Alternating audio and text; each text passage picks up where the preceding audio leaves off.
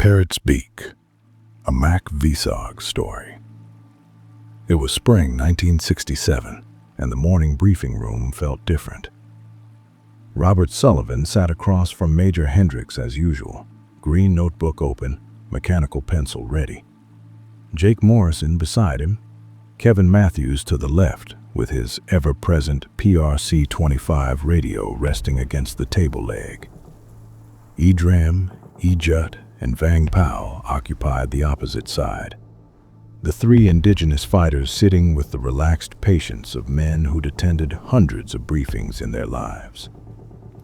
The room itself remained unchanged, cold air conditioning creating frost on exposed pipes, harsh fluorescent lighting, gray metal tables scarred from years of mission planning, wall maps of Laos and Cambodia marked with grease pencil.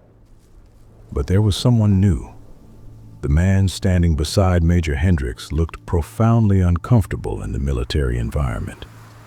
Civilian clothes, khaki pants, and a short-sleeved white button-down shirt already showing sweat stains despite the aggressive air conditioning. Probably mid-40s, soft build suggesting desk work, not field work. Thick, black-framed glasses, receding hairline, carrying a metal briefcase that he clutched like a lifeline. His eyes kept darting around the room, landing on the weapons leaning against the wall. Sullivan's CAR-15, Jake's XM-21, the others, with visible nervousness. Hendricks stood at the head of the table. 3 months had passed since the RT-ASP discovery, and the Major looked somewhat recovered, the deep bags under his eyes slightly diminished, though the gray in his hair had spread further. He'd been sleeping better, Sullivan guessed. Fewer teams lost recently. Spring 1967 had been relatively kind to MACV-SOG, at least compared to the winter's butcher's bill. "Gentlemen," Hendricks began, resting both hands on the table edge. "This morning's briefing is different. RT Sidewinder, you're being tasked with a new mission type, one we haven't asked Recon teams to execute before." He gestured to the nervous civilian. "This is Mr. Peterson. He's with the agency, CIA. He's going to explain the technical requirements." Sullivan exchanged a quick glance with Jake. Requirements. That was new language. Their previous missions had been straightforward. Go here, watch this, count that, kill these, survive somehow. Technical suggested something more complex. Peterson cleared his throat, set his briefcase on the table with a metallic thunk that seemed too loud in the cold room, and fumbled with the latches. His hands shook slightly. Sullivan recognized the tremor. This man wasn't comfortable in combat zones. Probably spent most of his career in Saigon or Langley, dealing with signals intelligence and electronics. Being at a forward operating base with actual trigger pullers clearly rattled him. "Thank you, Major." Peterson's voice came out higher than expected. Nervous. He pulled a black and white photograph from the briefcase, an 8x10 aerial reconnaissance image showing dense jungle canopy with a thin line, a trail, barely visible through the vegetation. "Intelligence has identified what we believe is a North Vietnamese Army communication line running through the Parrot's Beak region of Cambodia." He laid the photograph on the table where everyone could see. Sullivan leaned forward, studying the image. The trail was barely discernible, but once you saw it, the line became obvious. A narrow path cutting through the triple-canopy jungle, probably not wide enough for vehicles, but sufficient for foot traffic and supply porters. "The Parrot's Beak," Peterson continued, his finger tracing an area on the wall map where Cambodia jutted into South Vietnam like a crooked finger pointing at Saigon, "is a major NVA sanctuary. They've built extensive base camps in this region because Cambodian neutrality, he made air quotes with his fingers, means we can't officially operate there. They know it. They use it as a staging area for attacks into South Vietnam, a logistics hub, a training area, everything. Sullivan knew about the Parrot's beak. Every recon man did. It was one of the most dangerous areas in Southeast Asia, not because of terrain, but because of enemy concentration. You weren't infiltrating contested territory where the enemy might be. You were infiltrating enemy rear areas where they definitely were, in strength, comfortable, and established. Going into the Parrot's beak meant walking into the wolf's den. Peterson pulled another item from his briefcase. A small electronic device, maybe 6 inches long, 3 inches wide, 2 inches thick. Dark green plastic housing, clearly military specification. 2 thin wires extended from one end, each terminating in what looked like alligator clips. A small LED indicator light showed red, currently inactive. The whole assembly couldn't weigh more than 2 pounds. This, Peterson said, holding it up like a sacred object, is an AN/PRR9 communications intercept device. We call it a wiretap. He set it carefully on the table. It's designed to be attached to enemy field telephone wire. Once installed and activated, it picks up all voice traffic passing through that wire and retransmits it to our EC-121 aircraft orbiting over the Gulf of Tonkin. The aircraft records everything, sends it to intelligence analysts. We translate it, and suddenly we're listening to every conversation the NVA has on that line. Kevin leaned forward, studying the device with professional interest. How's it powered? Battery? Yes. Peterson seemed pleased someone asked a technical question. Lithium battery pack, integrated. 30 days of continuous operation before the battery dies. After 30 days, the device is useless, just a piece of plastic and metal on a tree.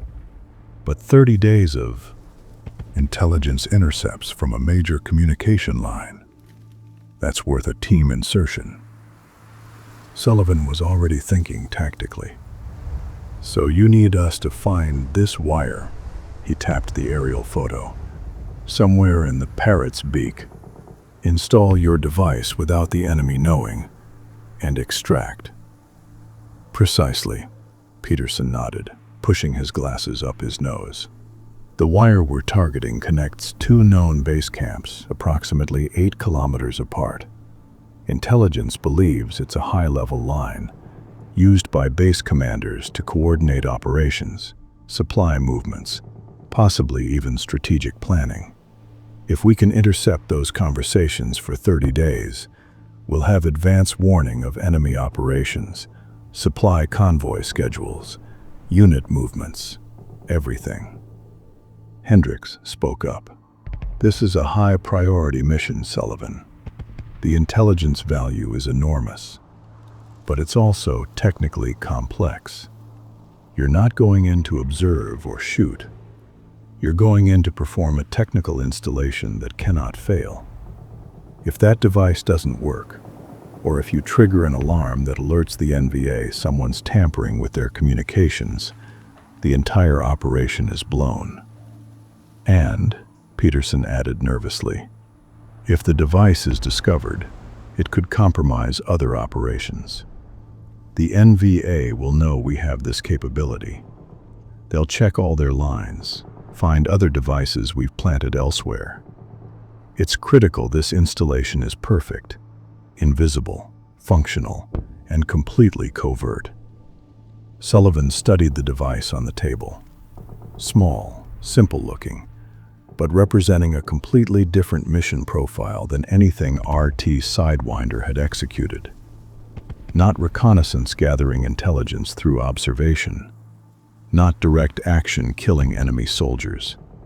This was technical intelligence, installing equipment that would gather information passively for weeks after they were long gone.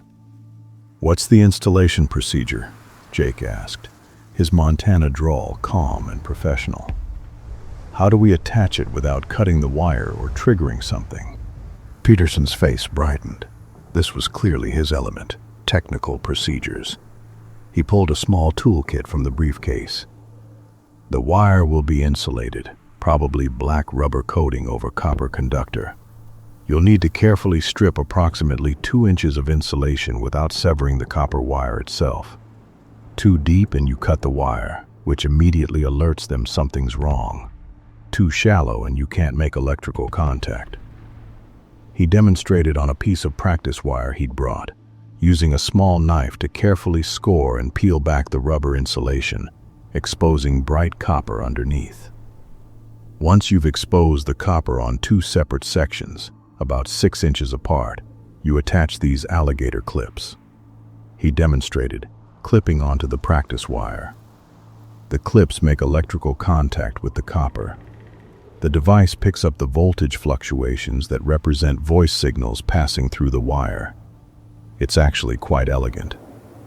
Drem watched the demonstration with interest, his weathered Montagnard face showing concentration. He might not understand the electronics, but he understood installation procedures. Sullivan knew Drem would be critical to this mission. Those hands that could track days-old boot prints could definitely handle delicate wire work.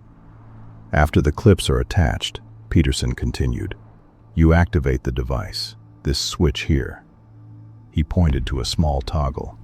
Green light indicates successful connection and transmission to our aircraft. Then you bury the device at the base of whatever tree the wire is running on, camouflage it with leaves and dirt, and get out.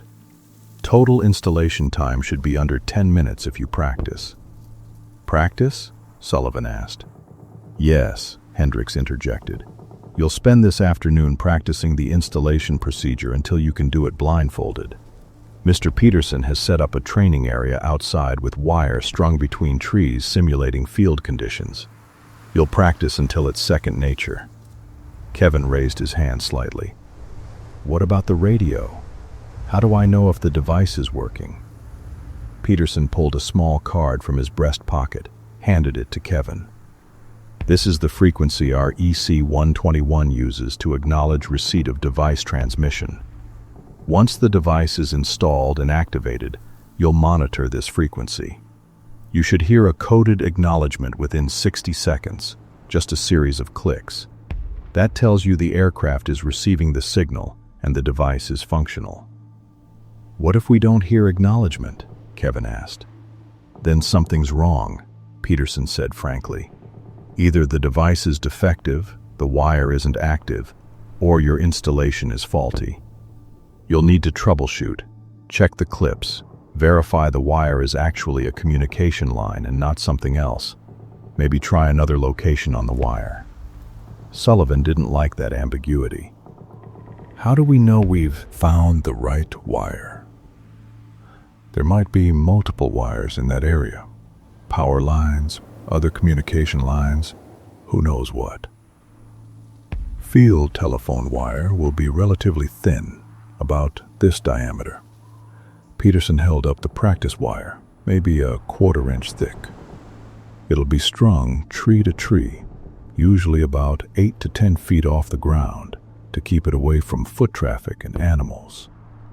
Active lines will show slight voltage when you touch them. You'll feel a very faint tingle. Nothing dangerous, just enough to know current is passing through. And active lines will often make faint clicking sounds when calls are being placed." Idrim spoke up in his broken English, accent thick but words clear. "Wire high on tree, yes? Need climb?" "Possibly," Peterson acknowledged. "Depends on how they've strung it. You might need to boost someone up, or climb yourself. That's why I recommend 2 people for the installation. 1 to work, 1 to assist and provide security." Sullivan was already planning. Edram would do the installation. Those experienced hands and natural mechanical aptitude would serve better than Sullivan's own. Sullivan would assist, provide tools, watch for enemy. Jake would position somewhere with the XM-21, providing overwatch and early warning through the scope. Kevin would monitor radio, maintain communication with air assets. Ejut and Vang Pao would position as sentries on the trail approaches, giving early warning if NVA patrols approached during installation. Hendricks pulled another photograph from a folder, this one tactical, showing terrain. Your insertion point will be here. He tapped a ridgeline approximately 5 kilometers from the suspected wire location. At first light, day after tomorrow. Gives you today and tomorrow to train on installation procedures. You'll move from the ridge line to the target area, locate the wire, establish an observation post, and map enemy patrol patterns on that trail. We need to know when you'll have a safe window for installation. How long do we observe before installing? Sullivan asked, already thinking about exposure time. That's your call, Hendricks said. I'd recommend at least 24 hours of observation to establish patrol patterns. But you're the 1-0. You make the tactical decisions based on what you see on the ground. Sullivan nodded. That was standard. Command gave you the objective. You figured out how to accomplish it. Peterson cleared his throat. One more thing. This device and this capability is highly classified. You cannot discuss this mission with anyone outside RT Sidewinder. Not other teams, not support personnel, nobody. If you're captured, he paused, the weight of that possibility hanging heavy. You tell them nothing about the device. Say you were on a reconnaissance mission. That's all. Everyone in the room understood what "tell them nothing" really meant. NVA interrogation wasn't pleasant, but operational security required protecting capabilities.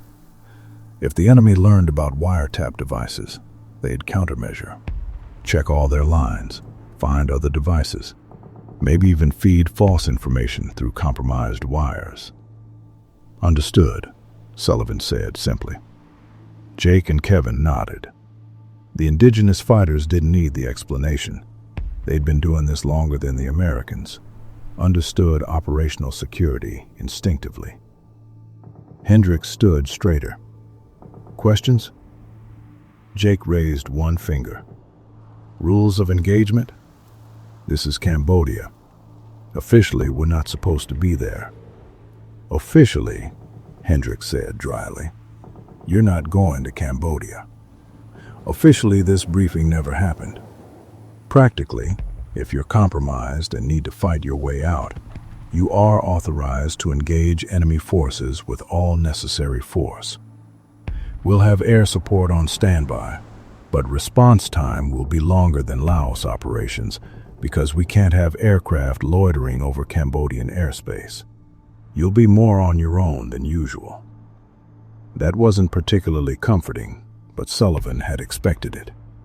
Cambodia operations always meant reduced support. Political sensitivity meant deniability, which meant less overhead coverage. Extraction plan, Sullivan asked. Hendricks traced a route on the map. Primary LZ here, 2 kilometers south of the target wire. Alternate LZ here, 5 kilometers east. You'll call for extraction once the device is installed and confirmed functional. Standard extraction, Huey with Cobra escort, A1 Skyraider if you need fire support. Sullivan studied the map, memorizing grid coordinates, terrain features, distances. 5 kilometers from insertion point to target area. 2 kilometers from target to primary extraction. 8 kilometers total operational area, all deep in enemy sanctuary. Timeline? He asked. 4 days, Hendricks said. Insert day 1 at first light. Move to target area, locate wire, day 1. Observe day 2. Install night of day 2 or morning of day 3, depending on your tactical assessment. Extract day 3 once device is confirmed functional. 4 days total, maybe 5 if complications arise. 4 days in the Parrot's Beak. Sullivan had heard stories about that place. Teams that went in and never came out. Areas so saturated with enemy that contact was inevitable. But the intelligence value, 30 days of intercepted enemy communications coordinating operations that could save dozens of American and South Vietnamese lives, maybe more. "We'll do it," Sullivan said, speaking for the team. Around the table, everyone nodded. Edrim's weathered face showed calm acceptance. This was just another mission, one of hundreds he'd run. For him, Sullivan thought, every mission was personal, striking back at the enemy who'd destroyed his village, killed his people. Peterson looked relieved, as if he'd expected them to refuse. Hendricks simply nodded. He'd known RT Sidewinder would accept. That's what Recon teams did. "All right," Hendricks said. "Spend the rest of the morning going over maps and intel folders. After lunch, report to the training area where Mr. Peterson has set up practice wires. I want you doing installations until you can complete one in under 10 minutes, silently, in the dark. This is a technical mission, and technical missions fail on the details." The afternoon sun beat down mercilessly as RT Sidewinder gathered at the training area Peterson had established behind the team hooch. Someone, probably Peterson with help from support personnel, had strung black wire between 3 trees in a rough triangle, simulating the field telephone lines they'd encounter in Cambodia. The wire ran approximately 8 feet off the ground, realistic height for NVA installation, keeping it away from ground traffic. Peterson stood beside a wooden table holding tools, several knives of different sizes, electrical tape, wire cutters, the Wiretap device, and a field phone connected to the practice wire to simulate active current. "All right," Peterson said, sweating heavily in the afternoon heat despite being in shade. The man clearly wasn't used to field conditions. "The key to successful installation is patience and precision. Rush it, and you cut the wire or make poor electrical contact. Take too long, and you increase exposure time. We're aiming for the sweet spot, quick but careful." Sullivan, Jake, and Edrim gathered close. Kevin hung back slightly with the radio, watching but focused on his own role. Ejut and Vang Pao observed from a distance. They'd be pulling security during actual installation, so the detailed procedure mattered less for them. Peterson demonstrated first, talking through each step. Approach the tree quietly. Check surroundings. Nobody watching, no patrols nearby. Select your installation point on the wire. Somewhere between trees, not at a junction point where multiple wires meet. That's too obvious. He reached up, touched the wire gently. "Feel that?" He glanced at Sullivan. "Try it." Sullivan touched the wire carefully. A faint tingle, barely noticeable. Not painful, just a subtle vibration indicating current flow. "That's an active line," Peterson explained. "If you don't feel anything, the line might be inactive or damaged. Find a different section." He pulled out a folding knife, opened it carefully. "Now, strip the insulation. Score the rubber coating in a ring around the wire, about 2 inches of length." He demonstrated, cutting carefully with the blade perpendicular to the wire, rotating the wire slowly against the blade. Don't cut deep, just through the rubber, not into the copper. The rubber insulation parted, and Peterson carefully peeled it away like removing bark from a small branch, exposing bright copper underneath. See? Copper intact, no nicks or cuts. That's what you want. He moved 6 inches down the wire, repeated the process, creating a second exposed section. 2 exposed sections, 6 inches apart. Now attach the clips. He retrieved the wiretap device from the table, positioned the alligator clips on the exposed copper, and pressed them closed. They bit into the copper with small metallic clicks. "Make sure the clips are secure," Peterson emphasized. "Loose connection means poor signal reception. Firm contact is critical." He tugged gently on each clip, verifying they held. He flipped the activation switch. The LED indicator glowed green. "Green light means successful connection and transmission," Peterson explained. "Now you'd bury the device at the tree base, run the wires up the trunk hidden against the bark, camouflage everything with leaves and dirt, and get out." He looked at Sullivan. "Your turn. Let's see you do it." Sullivan stepped forward, taking the knife Peterson offered. Jake moved to his right shoulder, ready to assist like you would in the field. Sullivan reached up, touched the wire, felt that faint tingle. Active. He positioned the knife blade against the insulation, started cutting carefully. The rubber was tougher than expected. He had to apply pressure, but not too much. He scored around the wire, rotating it slowly. "Good," Peterson coached. "Steady pressure. You're doing fine." The insulation began to separate.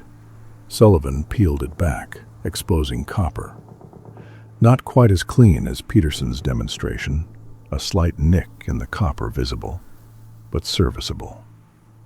"That nick is a problem," Peterson pointed out. "Not fatal, but in a perfect installation, you avoid nicking the copper. Try the next section more carefully." Sullivan moved down the wire, repeated the process with more patience. This time, the insulation came away cleanly, copper bright and undamaged. "Better," Peterson nodded. Jake handed him the wiretap device. Sullivan positioned the clips, pressed them onto the copper. The clips held firmly.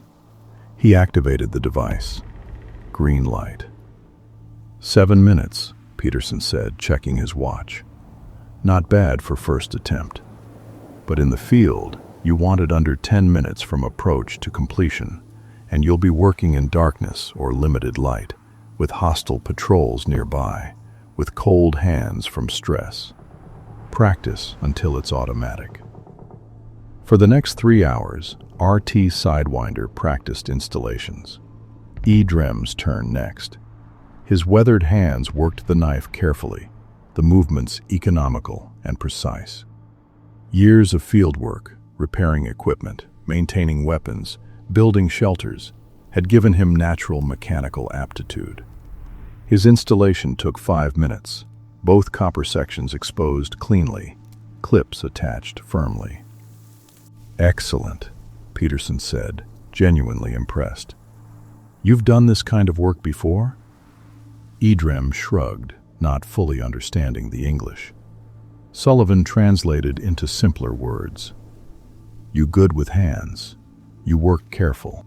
Edrem smiled slightly, nodded. He understood the compliment. Jake took his turn, working methodically like he did everything. Sniper training emphasized patience and precision, qualities that transferred directly to this task. His installation took 6 minutes, clean and professional. Kevin tried next, though he'd primarily be monitoring radio during actual mission. His installation was slower, 9 minutes, and he nicked the copper on both sections, but he completed it successfully. "Not bad," Peterson said. "Remember, in the field, Sullivan and Edrem will probably handle installation while you maintain radio watch. But it's good everyone knows the procedure in case primary installers are wounded or killed." They practiced again and again. Sullivan and Edrem working together. Sullivan boosting Edrem up when the wire was high, handing him tools, watching for imaginary enemy while Edram worked. Then switching roles, Edram assisting Sullivan. By the 15th repetition, they had it down to 4 minutes. Approach, check, strip insulation, attach clips, activate, confirm, withdraw. Smooth and professional. Peterson looked satisfied as the afternoon stretched toward evening. That's good work. You're ready for the technical aspect. The challenge will be finding the wire in the operational environment, avoiding enemy during installation, and extracting successfully. But the technical procedure, you've got it. Hendricks had appeared at some point, watching from a distance. He approached now as practice concluded. "How do they look?" he asked Peterson. "Ready," Peterson said simply. "They've mastered the installation procedure. The rest is fieldcraft, and I suspect they know more about that than I do." Hendricks turned to Sullivan. "Confident?" Sullivan nodded. "We can do this, sir. Find the wire, install the device, get out. It's just another infiltration mission with a technical objective instead of observation or direct action." "That's the right attitude," Hendricks said. "But remember, Parrot's Beak is different from your previous operational areas. This isn't contested territory. This is their backyard. You're going to see more enemy in 4 days than you've probably seen in your last 4 missions combined. Stay low, stay quiet. Avoid contact at all costs. Your mission is intelligence, not killing. Get in, complete the technical objective, get out. If you have to fight, the mission is already compromised." Sullivan understood. This was a stealth mission. Success meant never being seen, never engaging, accomplishing the objective and vanishing like they'd never been there. "We'll practice night installation," Sullivan said.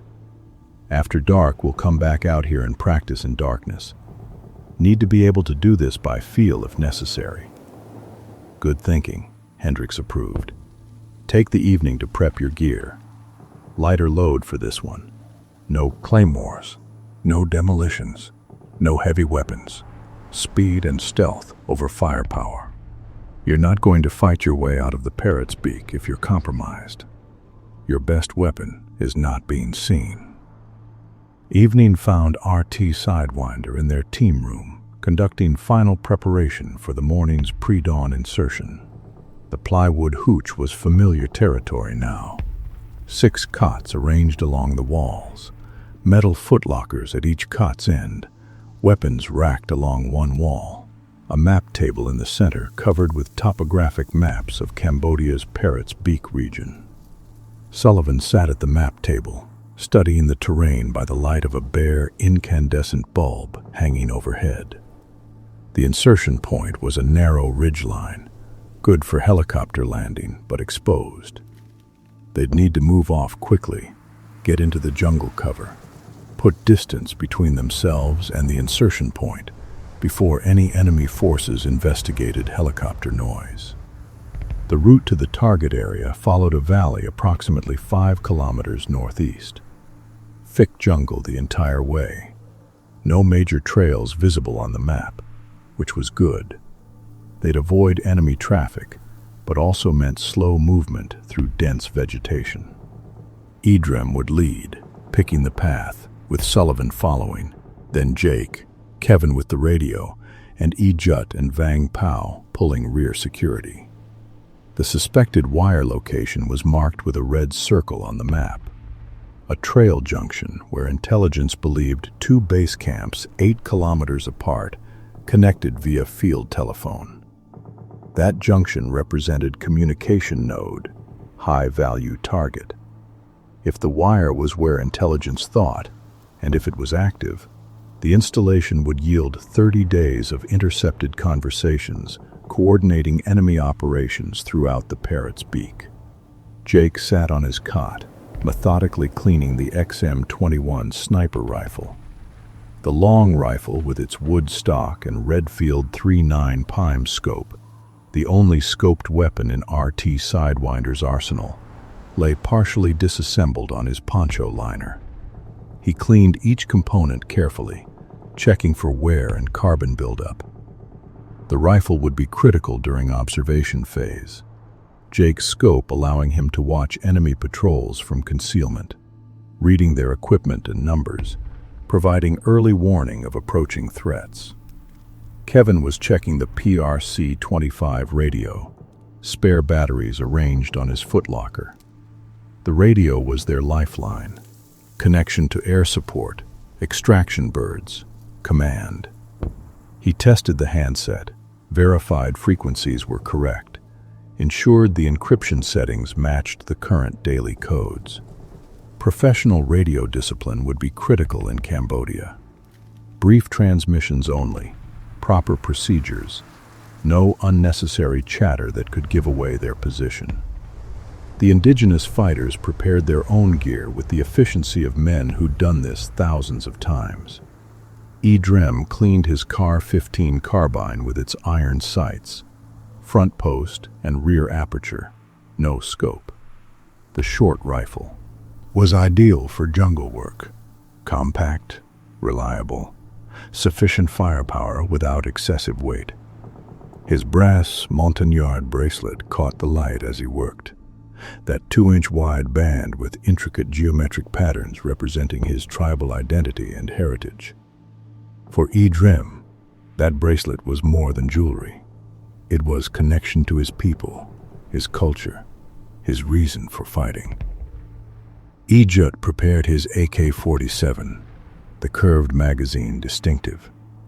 The captured or provided Soviet rifle was common among indigenous fighters. They had been using AKs for years, knew them intimately, trusted their reliability. The 7.62 by 39 millimeter round had more punch than the American 5.56 millimeter, though with more recoil and weight. Vang Pao, the Hmong fighter, sharpened his knife methodically. The knife was traditional tool and weapon, used for everything from preparing food to fighting at close range. Every fighter carried one, but Vang Pao's knife looked particularly well maintained, the blade showing the wear patterns of constant use and care. Sullivan stood, stretched. His own gear lay ready on his cot. CAR-15 with iron sights, 1911 pistol, load-bearing vest with ammunition magazines, canteens, basic survival equipment. Light load for this mission. No claymore mines, no demolitions, no heavy machine gun. Total carried weight may be 60 pounds instead of the usual 80. The lighter load would allow faster movement and longer endurance. The Wiretap device sat in its protective case on the map table. Small, innocuous looking, but representing intelligence value beyond any single reconnaissance or ambush. 30 days of enemy communications could guide dozens of airstrikes, warn of impending attacks, identify unit movements. This little box could save more lives than any single firefight. "Everyone clear on the mission?" Sullivan asked, drawing the team's attention. Nods around the room. Edrem spoke up in his broken English. "Find wire. Watch enemy. Wait for safe time. Install quiet. Leave fast." He smiled slightly. "No shoot. Intelligence mission." "That's right," Sullivan confirmed. "Success means nobody knows we were there. We get in, complete the technical objective, get out clean. No contact if possible." "And if contact is unavoidable?" Jake asked, the question legitimate. "We fight only if we must," Sullivan said. "If we're cornered, if extraction is threatened, if there's no other option. But fighting means the mission is compromised. The device gets discovered, the whole capability is blown, so we avoid contact at all costs." Kevin spoke up, his Philadelphia accent subdued. "This feels different. Previous missions we expected contact, went in ready to shoot. This one, we're going in hoping to never fire a shot." "That's exactly right," Sullivan agreed. "This is pure stealth, different mindset. We're ghosts, invisible, untouchable, gone before they know we were there." 3 months had passed since they'd found RT Asp. 3 months since Sullivan had held those dog tags, Hutchins, Anderson, DeLuca, and questioned whether to continue. He'd made his decision then. They all had. Stay in the fight, keep operating, do the mission. But the memory lingered, a reminder that even professional soldiers doing everything right could die. This mission felt different, though. Not defensive reconnaissance, waiting to be compromised by dogs. Not offensive ambush, deliberately engaging enemy forces. This was pure intelligence collection. Accomplish the objective without firing a shot, without being seen, without leaving evidence beyond a small green box buried at a tree base. Sullivan realized he preferred this. The moral weight of killing 11 men in that ambush hadn't fully lifted. He'd processed it, accepted the necessity, moved forward professionally. But part of him was relieved this mission didn't require killing. Success measured not in enemy KIA, but in intelligence gathered. Victory achieved through stealth and skill rather than violence. Maybe that made him soft. Maybe a good soldier should embrace the killing as much as the sneaking. But Sullivan was comfortable with who he was. A professional who could kill when necessary, but preferred missions where violence wasn't required. "Get some sleep," he told the team. "Pre-dawn insertion means we're up at 0330. Need to be sharp tomorrow." One by one, team members settled in. Lights went out, the room falling dark except for dim illumination from the hallway outside. Sullivan lay on his cot, staring at the plywood ceiling above. His mind ran through the mission: insertion, movement, wire location, observation, installation, extraction. Planning the contingencies, thinking through what could go wrong, how they'd adapt. The Parrot's Beak, enemy sanctuary, more NVA in one place than anywhere else they'd operated. 4 days in the wolf's den, but they were ready. 3 months of operations since snake eaters had sharpened RT Sidewinder into an efficient professional team. They trusted each other, understood each other's capabilities, communicated with minimal words. They'd survived desperate situations, executed successful missions, learned from near disasters. They could do this. Sullivan closed his eyes, forced himself to relax. Sleep came slowly, but it came. Tomorrow would be a long day. The Huey's turbine whine filled the pre-dawn darkness as RT Sidewinder lifted off from the forward operating base. Sullivan sat in the cargo bay doorway, legs dangling over the edge, watching Da Nang shrink below as the helicopter climbed. The city's lights created a small constellation against the black ocean beyond. Then even those disappeared as the pilot turned west, heading toward Cambodia. Cold wind rushed through the open cargo bay. Sullivan pulled his boonie hat lower, feeling the chill despite the tropical climate. At altitude, riding in an open helicopter before dawn, the temperature dropped into the 50s. He could see his breath, white vapor streaming past as the Huey accelerated to cruising speed. Behind him, the team sat along the cargo bay walls. Jake Morrison opposite Sullivan, XM-21 sniper rifle between his knees, the long weapon with its red-field scope carefully positioned vertically. Kevin Matthews, with the PRC-25 radio strapped to his back, the long whip antenna secured horizontally to prevent it catching wind. Drim, Jut, and Vang Pao together on the left side. Indigenous fighters showing the calm of men who'd made hundreds of helicopter insertions. The door gunner on the right side manned his M60 machine gun, scanning the darkness below through night vision goggles. They'd be crossing into Cambodia soon, officially denied airspace, practically contested territory where anything could happen. Sullivan checked his watch. 04:30. Still 90 minutes before sunrise. They'd insert at first light, giving them maximum darkness for the initial movement away from the landing zone, but enough dawn light to navigate the jungle safely. The flight lasted 40 minutes. Sullivan watched the darkness below gradually resolve into terrain features as his eyes adjusted. Mountains rising like black waves, valleys appearing as darker shadows, everything rendered in shades of black and dark gray. No lights anywhere. Cambodia below remained completely dark, unlike South Vietnam's scattered fire bases and villages that created small points of illumination. The crew chief tapped Sullivan's shoulder, held up 5 fingers. 5 minutes.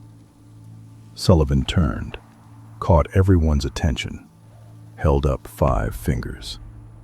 Team members shifted, checking gear, preparing for insertion.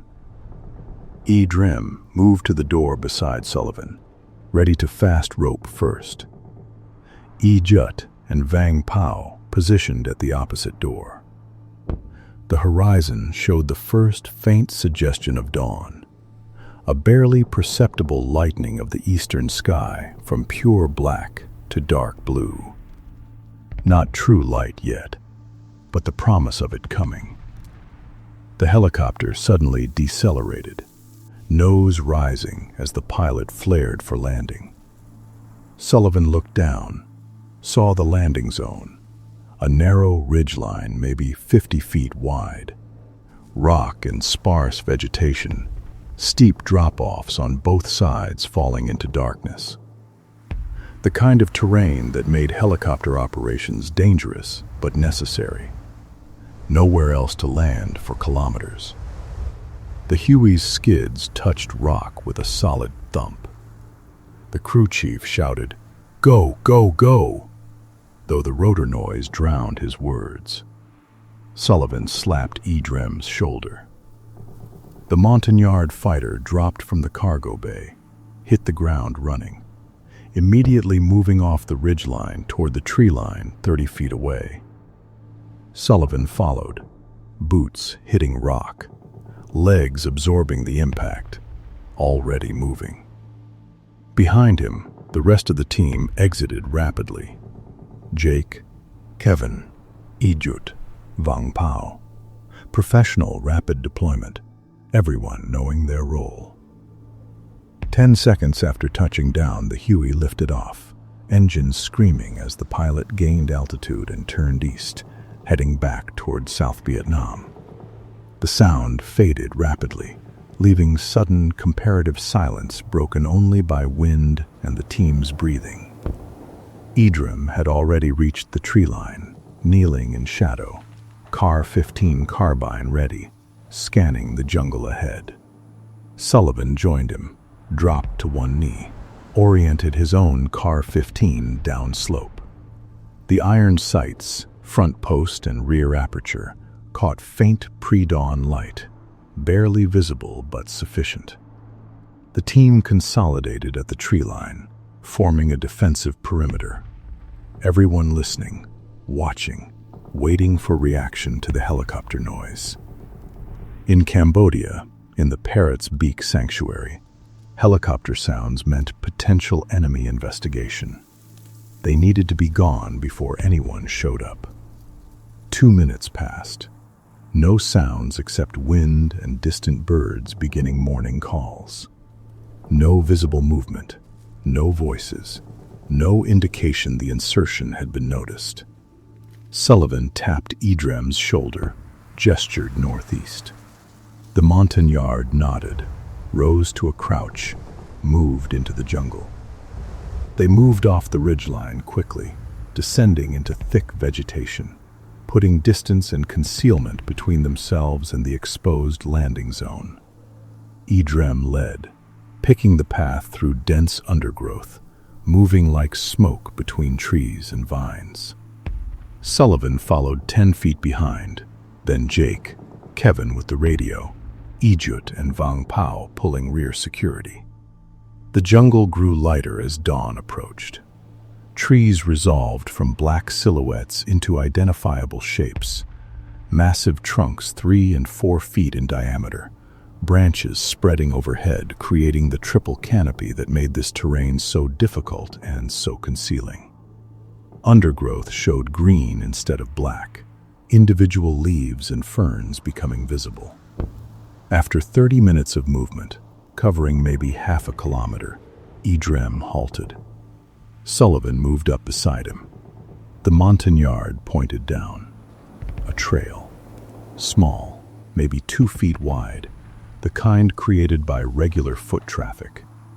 Packed earth showing boot prints. NVA issue judging by the tread pattern. Maybe a day old based on edge erosion. Idrem gestured. Cross quickly or follow parallel. Sullivan studied the trail.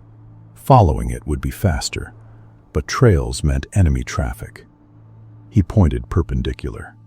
Cross and continue through jungle.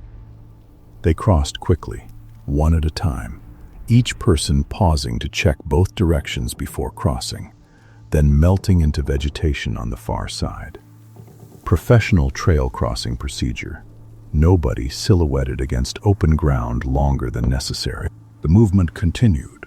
Slow, careful, professional. Idrem picking routes that avoided natural obstacles, finding game trails and following them when they went the right direction, pushing through undergrowth when necessary. The pace averaged maybe 1 kilometer per hour, painfully slow compared to walking roads. But this was Cambodia. This was enemy sanctuary. Speed meant noise, and noise meant compromise. By 0800, 2 hours after insertion, they'd covered approximately 3 kilometers. Still 2 kilometers from the suspected wire location, but making steady progress. The sun had risen, filtered green-gold light penetrating the canopy, creating the dappled illumination that made jungle navigation possible, but also created confusing shadows. Idrem halted again, hand up in closed fist. Danger signal. Sullivan froze, everyone behind him stopping instantly. Absolute silence. Sullivan strained his hearing, trying to identify what Idrem had detected. Then he heard it. Voices. Vietnamese, speaking casually, maybe 50 meters ahead. Sullivan moved forward carefully, joining Idrem behind a massive tree trunk. Ahead, visible through vegetation, another trail, this one larger, maybe 4 feet wide.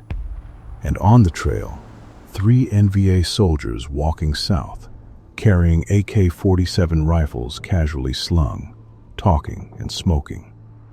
Morning patrol, relaxed, not expecting trouble. The 3 soldiers passed, voices fading as they continued down the trail.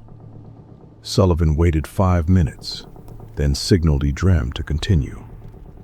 They skirted around the larger trail, maintaining 50 meters distance, moving parallel to it for a while before turning northeast again toward the target area. This close to major trails, the jungle showed more enemy signs.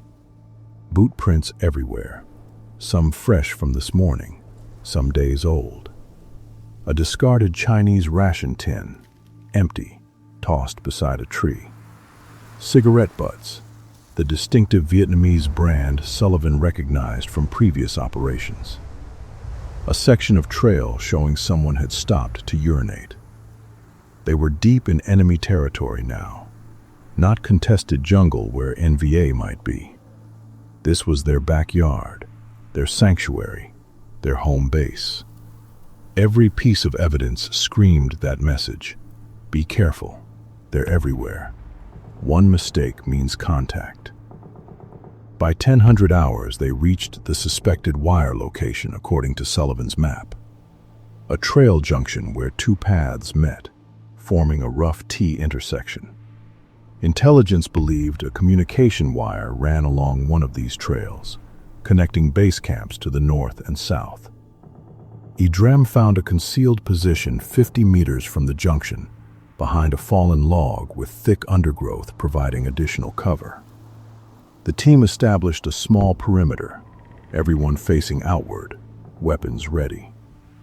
Sullivan moved forward with Jake, approaching the junction carefully, staying in thick vegetation.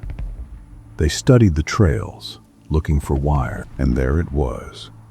Black, insulated wire, approximately 1/4 inch diameter, running along the southern trail, strung tree to tree about 8 feet off the ground.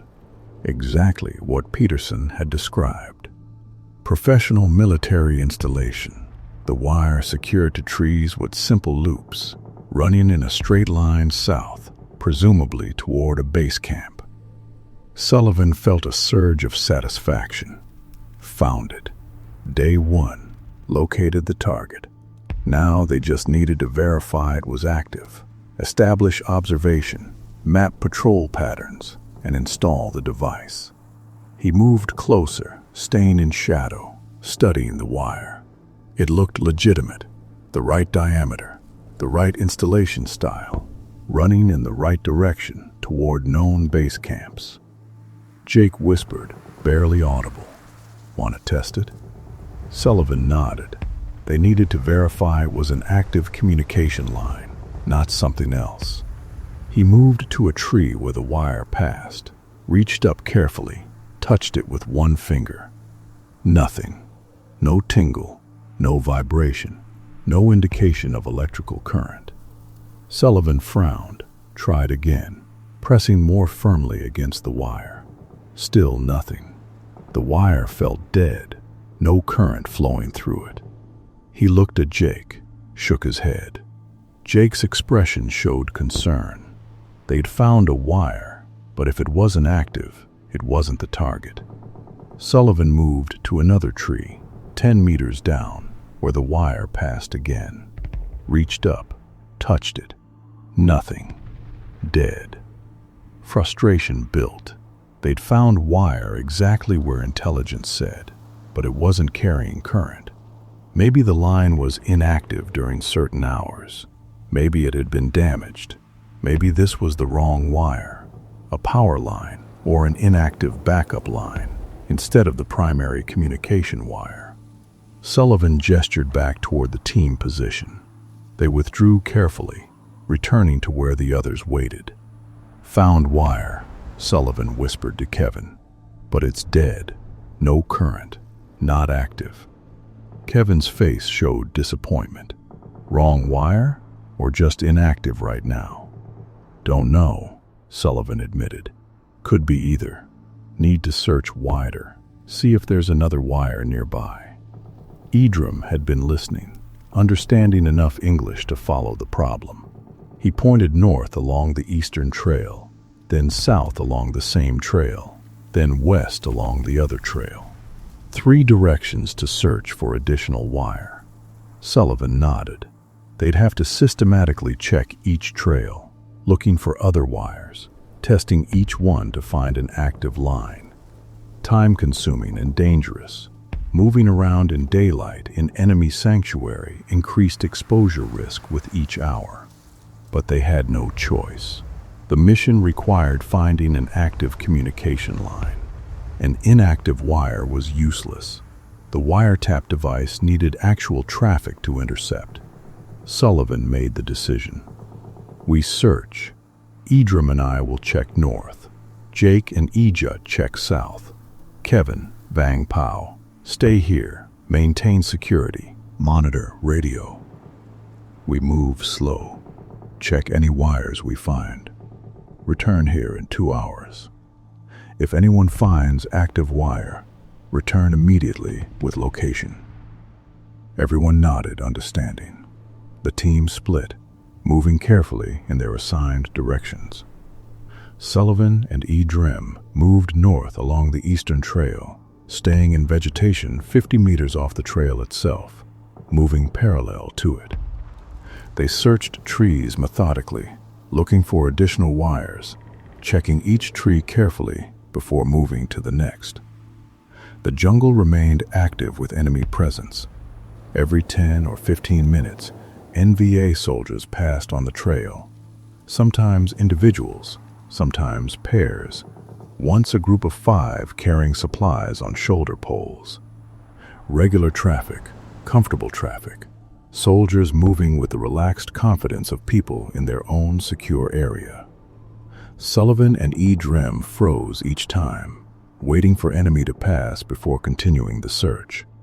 The constant interruptions made progress agonizingly slow. After an hour, covering maybe 500 meters north, they'd found nothing. No additional wires on this section of trail.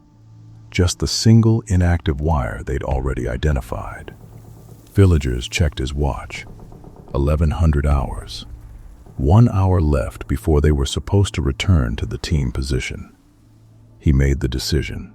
Turn back. Jake and Jut might have better luck searching south.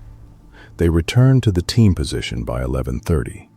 Kevin and Vang Pao waited, professional security maintained. No sign of Jake and Jut yet. Sullivan settled in to wait. Frustration building. Day 1 was supposed to be movement and wire location. They'd found wire, but it was the wrong one. Now they were burning daylight searching, increasing exposure time, with nothing to show for it. 20 minutes later, Jake and Jut appeared, moving silently through undergrowth. Jake's expression told Sullivan the story before anyone spoke. "Nothing," Jake whispered. Checked south for about 600 meters. Same inactive wire running the whole length. No other wires visible. Tested the inactive wire multiple times. Dead all the way. Sullivan processed that information. One wire runs north and south, completely inactive. Either they had the wrong wire entirely, or the right wire was simply not carrying traffic during daylight hours. Could be inactive during day, Kevin suggested quietly. Maybe they only use it at night, command calls after dark. That was possible. Many military organizations maintained radio silence during day, conducting communications at night when overhead surveillance was less effective. We wait until dark, Sullivan decided. Test the wire again after sunset. If it's active at night, we've got our target. If it's still dead, we search the Western Trail tomorrow. Look for different wire. Drim spoke up, broken English but clear meaning. Maybe wrong place. Maybe wire somewhere else, not here. Sullivan acknowledged that possibility. Intelligence could be wrong about the exact location. The wire might be a kilometer north or south of this junction. Finding it could take days if they had to search systematically. But they'd committed to this location for now. Better to verify whether this wire activated at night before expanding the search area. We set up observation here, Sullivan said. Establish proper hide site, maintain security, map enemy patrol patterns on this trail. Even if this wire is wrong, we're gathering intelligence about enemy activity, and tonight we test it again. If it's dead tonight, we search wider tomorrow. The team spent the afternoon establishing a proper hide site.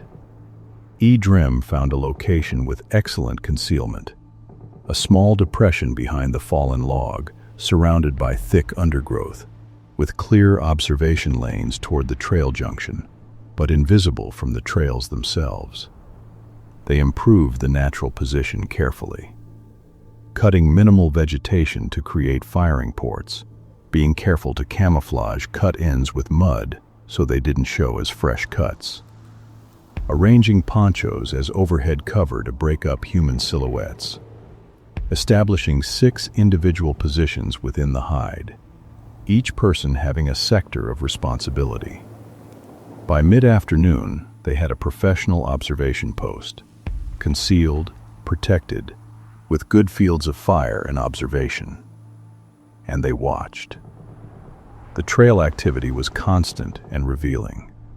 Between 1,300 and 1,600 hours, Sullivan counted 43 individual NVA soldiers using the trails, some traveling alone, most in pairs or small groups. Equipment varied. Some carried weapons only. Some hauled supplies. One group of 6 carried ammunition crates on shoulder poles. Kevin photographed what he could with binoculars and a small camera, capturing images for intelligence analysis. Unit patches visible on some uniforms. Weapon types, mostly AK-47s, but also several SKS carbines. One soldier carrying what looked like a Soviet RPD light machine gun. The traffic patterns showed regularity. Heaviest activity between 0800 and 1000 hours, morning movement.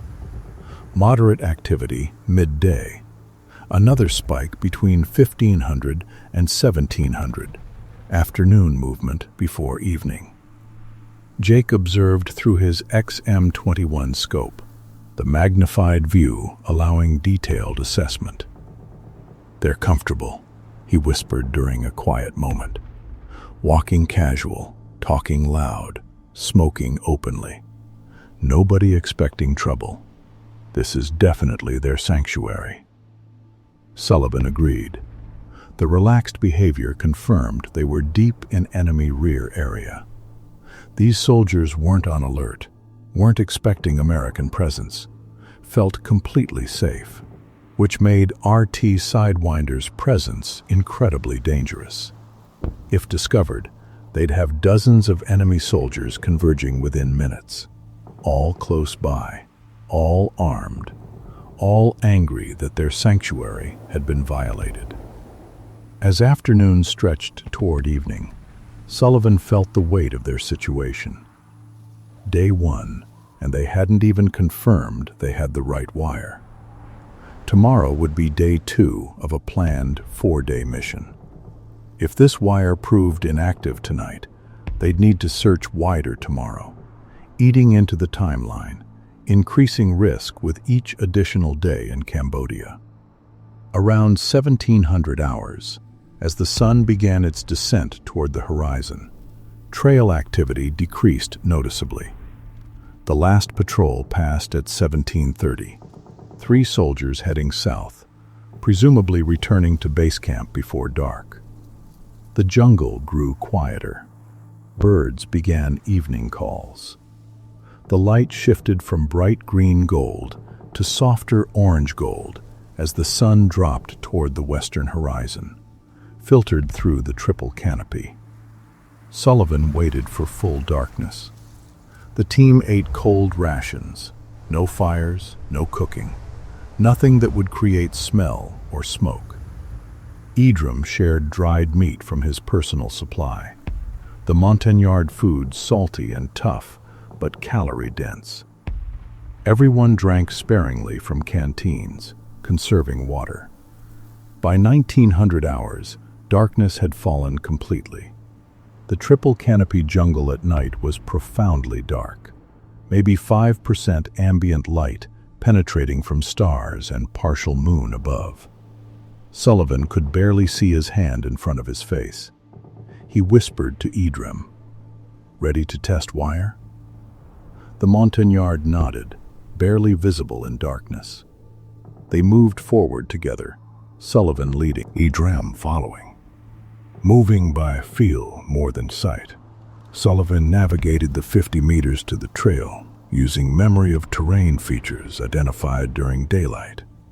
Every step carefully placed, testing ground before committing weight, avoiding anything that might crack or rustle. It took 10 minutes to cover 50 meters. Sullivan found the tree where wire passed, the trunk recognizable by touch. Rough bark with a distinctive pattern of ridges he'd memorized earlier. He reached up, feeling for the wire. His fingers found it, the smooth insulation distinctive against rough bark. Sullivan touched the wire with one finger. Nothing. Still dead. No tingle, no vibration, no current. Disappointment flooded through him. He'd hoped nighttime would activate the line, but the wire remained as dead at night as during day. He touched it again, pressing firmly, hoping he'd missed something. Still nothing. Edrem moved beside him, reached up, tested the wire himself. After a moment, he whispered very quietly, "Dead. Wrong wire." Sullivan nodded in darkness, knowing Edrem couldn't see the gesture, but the Montagnard would sense agreement through body language. They withdrew back to the hide site, taking another 10 minutes for the return journey. Once back, Sullivan gathered the team. Whispered conference, faces invisible in darkness, everyone close enough to hear quiet words. "Wire's dead, even at night," Sullivan reported. "This isn't our target. Tomorrow we search the western trail, look for different wire. If we don't find active wire by tomorrow evening, we'll have to radio back. Tell Hendricks we need to expand search area or move to different suspected location." Kevin spoke up quietly. "Could be power line, or old communication line they've abandoned, or backup line they only activate in emergencies." "Could be," Sullivan agreed. "But we can't install on inactive wire. Device needs traffic to intercept. We keep searching until we find active line, or run out of mission time." Jake's voice came from darkness. "What if there isn't an active wire here? What if intelligence was wrong about the location?" That was the fear. Intelligence could be mistaken. The wire might exist but kilometers from here, or might not exist at all. Enemy using radio instead of landlines, or using different communication methods entirely. "Then we search until we're sure," Sullivan said. "We've got 3 more days. Tomorrow we check Western Trail thoroughly. Day 3 we expand radius if necessary. We don't quit until we've exhausted reasonable search area." Silence greeted that statement. Everyone understood the implications. More days in Cambodia, more exposure to enemy-saturated environment, increasing risk with each day that passed. "Get rest," Sullivan said. 2-man watch rotation. Edrem and I take first watch, 2000 to 2200. Jake and Jut, 2200 to midnight. Kevin and Vang Pao, midnight to 0400. Then we all wake up, start day 2 search. Team members shifted, settling into sleeping positions. Sullivan and Edrem took positions facing the trail, sitting back to back for mutual support, weapons across laps, alert for any sound or movement. The night was loud with jungle sounds. Insects creating constant background hum, different pitch and volume than South Vietnam, distinctly Cambodian somehow. Occasional distant animal calls, maybe monkeys, maybe something else. Once, far away, the sound of a truck engine, muffled by distance and vegetation but unmistakable. Enemy logistics continuing even at night. Sullivan sat in darkness processing the day. They'd inserted successfully, moved to target area without compromise, located wire exactly where intelligence predicted. But the wire was wrong, inactive, useless for their purpose. Tomorrow they'd search wider, might find active wire quickly, might search all day and find nothing, might determine this entire area was wrong and need to relocate miles away to search new area. The uncertainty gnawed at him. Technical missions required technical success. Installing a device on inactive wire was pointless, like setting up an ambush on a trail nobody used. They had to find the right wire or the mission failed, simple as that. But beneath him, Edrem shifted slightly. The Montagnard's presence was reassuring. Decades of experience, unflappable calm, professional competence. Edrem had been on hundreds of missions, faced situations far worse than searching for the wrong wire. If Edrem was calm, Sullivan could be calm. The 2 hours of watch passed slowly. No enemy activity visible or audible near their position. The trails remained silent after dark. Apparently, NVA didn't conduct much night movement in their sanctuary. Probably felt no need. At 2200, Sullivan woke Jake and E. Judd for their watch. Brief whispered handoff, then Sullivan and Edrem settled into their own sleeping positions. Sullivan lay on his poncho liner, Car 15 carbine beside him within easy reach, trying to sleep. The ground was hard, roots and rocks creating uncomfortable pressure points. Humidity made everything damp despite no rain. His uniform clung to his skin, sticky with dried sweat from the day's movement. But exhaustion won. Sleep came eventually, fitful but sufficient, body taking rest where it could. He woke to E. Judd gently shaking his shoulder. Check of watch showed 0345, 15 minutes before scheduled wake-up. Sullivan sat up quietly, disoriented for a moment in the darkness. Then memory returned. Cambodia. Hide site. Day 2 about to begin. E. Judd whispered very quietly. Jake say wake everyone. Almost time. Sullivan nodded, began waking the others. Within 5 minutes, the entire team was awake, alert, weapons ready.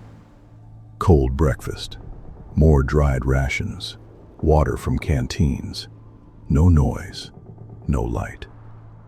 By 0430, first hint of dawn beginning to lighten the eastern horizon, Sullivan briefed the day's plan.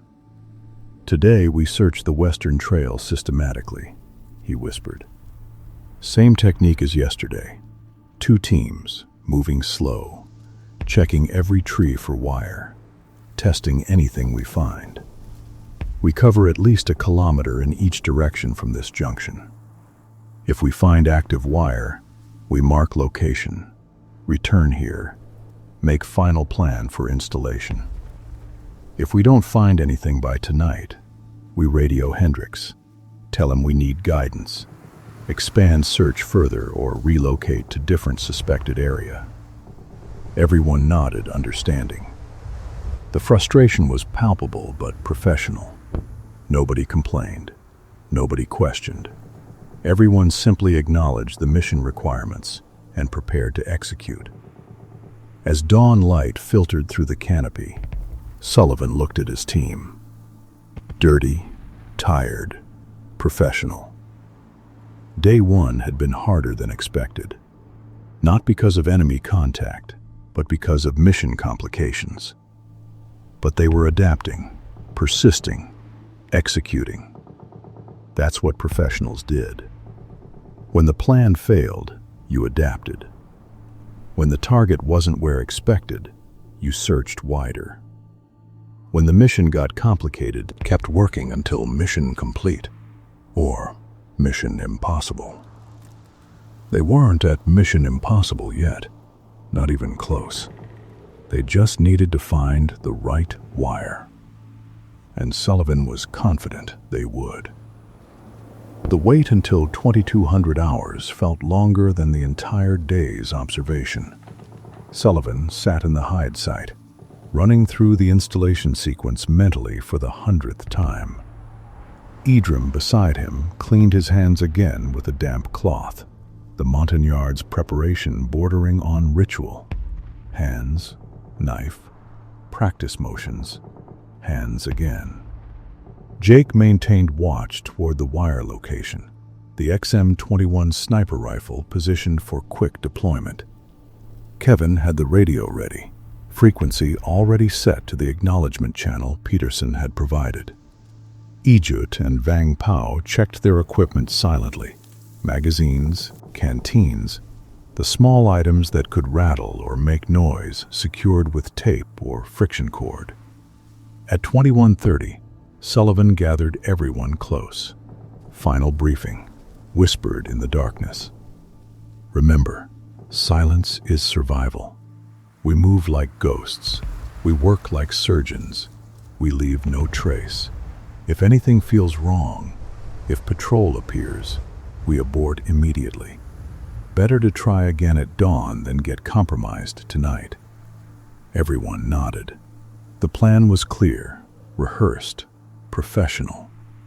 Ejut would position as Eastern Sentry, Vang Pao as Western Sentry, Jake at the observation post with rifle, Sullivan and Idrim at the wire, Kevin at base with radio. Total installation time under 10 minutes if everything went smoothly. At 21:55, Sullivan checked his watch one last time. 5 minutes. He pulled out the wiretap device from its protective case, verified the LED indicator functioned with a quick test. Green light glowed briefly, then off. Device ready. Sullivan tucked it into his vest pocket where he could access it quickly. 2200 hours. Ejut rose silently, moved into darkness. The team followed in sequence, each person disappearing into the jungle like smoke dissipating. Sullivan waited 30 seconds, then tapped Idrim's shoulder. They moved forward together. The movement through darkness was deliberate and slow. Sullivan navigated by memory and feel. The fallen log here, 20 meters. The distinctive tree with rough bark there, 40 meters. The slight rise indicating 50 meters from target. Every step tested before committing weight. Every movement calculated to avoid noise. The jungle at night created its own world. Profound darkness under the triple canopy. Maybe 5% ambient light from stars and quarter moon filtering through vegetation. Insects hummed constantly. Different species creating layers of sound. High-pitched whine near Sullivan's ears. Deeper buzz in the middle distance. Rhythmic clicking somewhere to the left. The natural noise would mask small sounds, but also mask enemy approach. 15 minutes to cover 300 meters. Sullivan felt the termite mound before seeing it. Rough texture distinctive against smooth bark. Target tree. Idrim moved beside him, positioned himself, waited. Sullivan listened intently for 60 seconds. Insect hum. Distant night bird, his own breathing, Idrim's barely audible presence. No human sounds, no movement on the trail, no indication of enemy nearby. He tapped Idrim twice. Go signal. Idrim handed Sullivan his CAR-15 carbine, then reached up for the horizontal branch. Found it by memory, gripped firmly. Pulled himself up silently. Boots found the termite mound, used it as foothold. The Montagnard became nearly invisible against the dark trunk, just a shadow moving upward with careful precision. Sullivan handed up the folding knife. Idrim's hand found it, took it, disappeared into darkness above. Faint sounds of blade against wire insulation. Barely audible even standing directly below. Idrim working carefully, scoring the rubber coating, peeling it back to expose copper. 2 minutes passed. Sullivan's eyes strained to see detail, but darkness revealed nothing. Just the shadow of Idrim working above, the faint sounds of installation, insect background hum. Edrem's hand came down, tapped Sullivan's head twice. First section complete. Need device. Sullivan pulled the wiretap from his vest pocket, handed it up carefully. Edrem took it, the small green box disappearing into darkness. More careful sounds above. Edrem working on the second insulation section, stripping rubber to expose copper. The process couldn't be rushed. Too fast meant cutting through to the copper wire itself, severing the communication line, immediately alerting the enemy something was wrong. Then different sound. Not from above, from the trail. Voices. Vietnamese. Casual conversation, approaching from the east. Sullivan's hand shot up, grabbed Edrem's ankle, squeezed hard. Emergency signal. Freeze. Edrem went absolutely still. Sullivan could feel the Montagnard's boot against his hand, motionless as stone. Above, no sound, no movement. Edrem holding position, probably gripping the horizontal branch, waiting. The voices grew louder. 2 men, maybe 3, walking west on the trail. Talking normally, no tactical awareness. Relaxed conversation in Vietnamese that Sullivan couldn't understand, but recognized as casual by tone and rhythm. Sullivan pressed himself against the tree trunk, absolutely motionless. Both CAR-15 carbines held against his body to prevent them catching light or making noise. Breathing shallow, controlled. Above him, Edrem frozen in position, probably with the wiretap device in one hand, knife in the other. Unable to complete installation, but unable to move without making sound. The patrol appeared on the trail. Sullivan could barely see them, just dark shapes against slightly less dark jungle, maybe 20 feet away. 3 men, walking casually, weapons slung. 1 smoking, the cigarette coal glowing orange in darkness. Late patrol, heading somewhere, completely unaware they were passing within 20 feet of American soldiers. Sullivan's heart hammered, but he remained frozen. If they looked directly at the tree, if they had flashlights, if they decided to investigate anything, the mission was blown. But the patrol walked past, voices fading westward, cigarette glow disappearing into darkness. Sullivan waited, counted to 60 slowly, then 60 again. 2 minutes. The voices had faded completely. No sounds except insects and night birds. He squeezed Edrem's ankle twice. Safe. Continue. Edrem began moving again, carefully resuming work. But 30 seconds later, more voices. Different direction this time, from the west. Another patrol approaching. Sullivan squeezed Edrem's ankle hard again. Freeze. This patrol was larger. Sullivan counted 5 distinct voices, maybe 6. They walked past, heading east, also casual. 1 man laughing at something another said.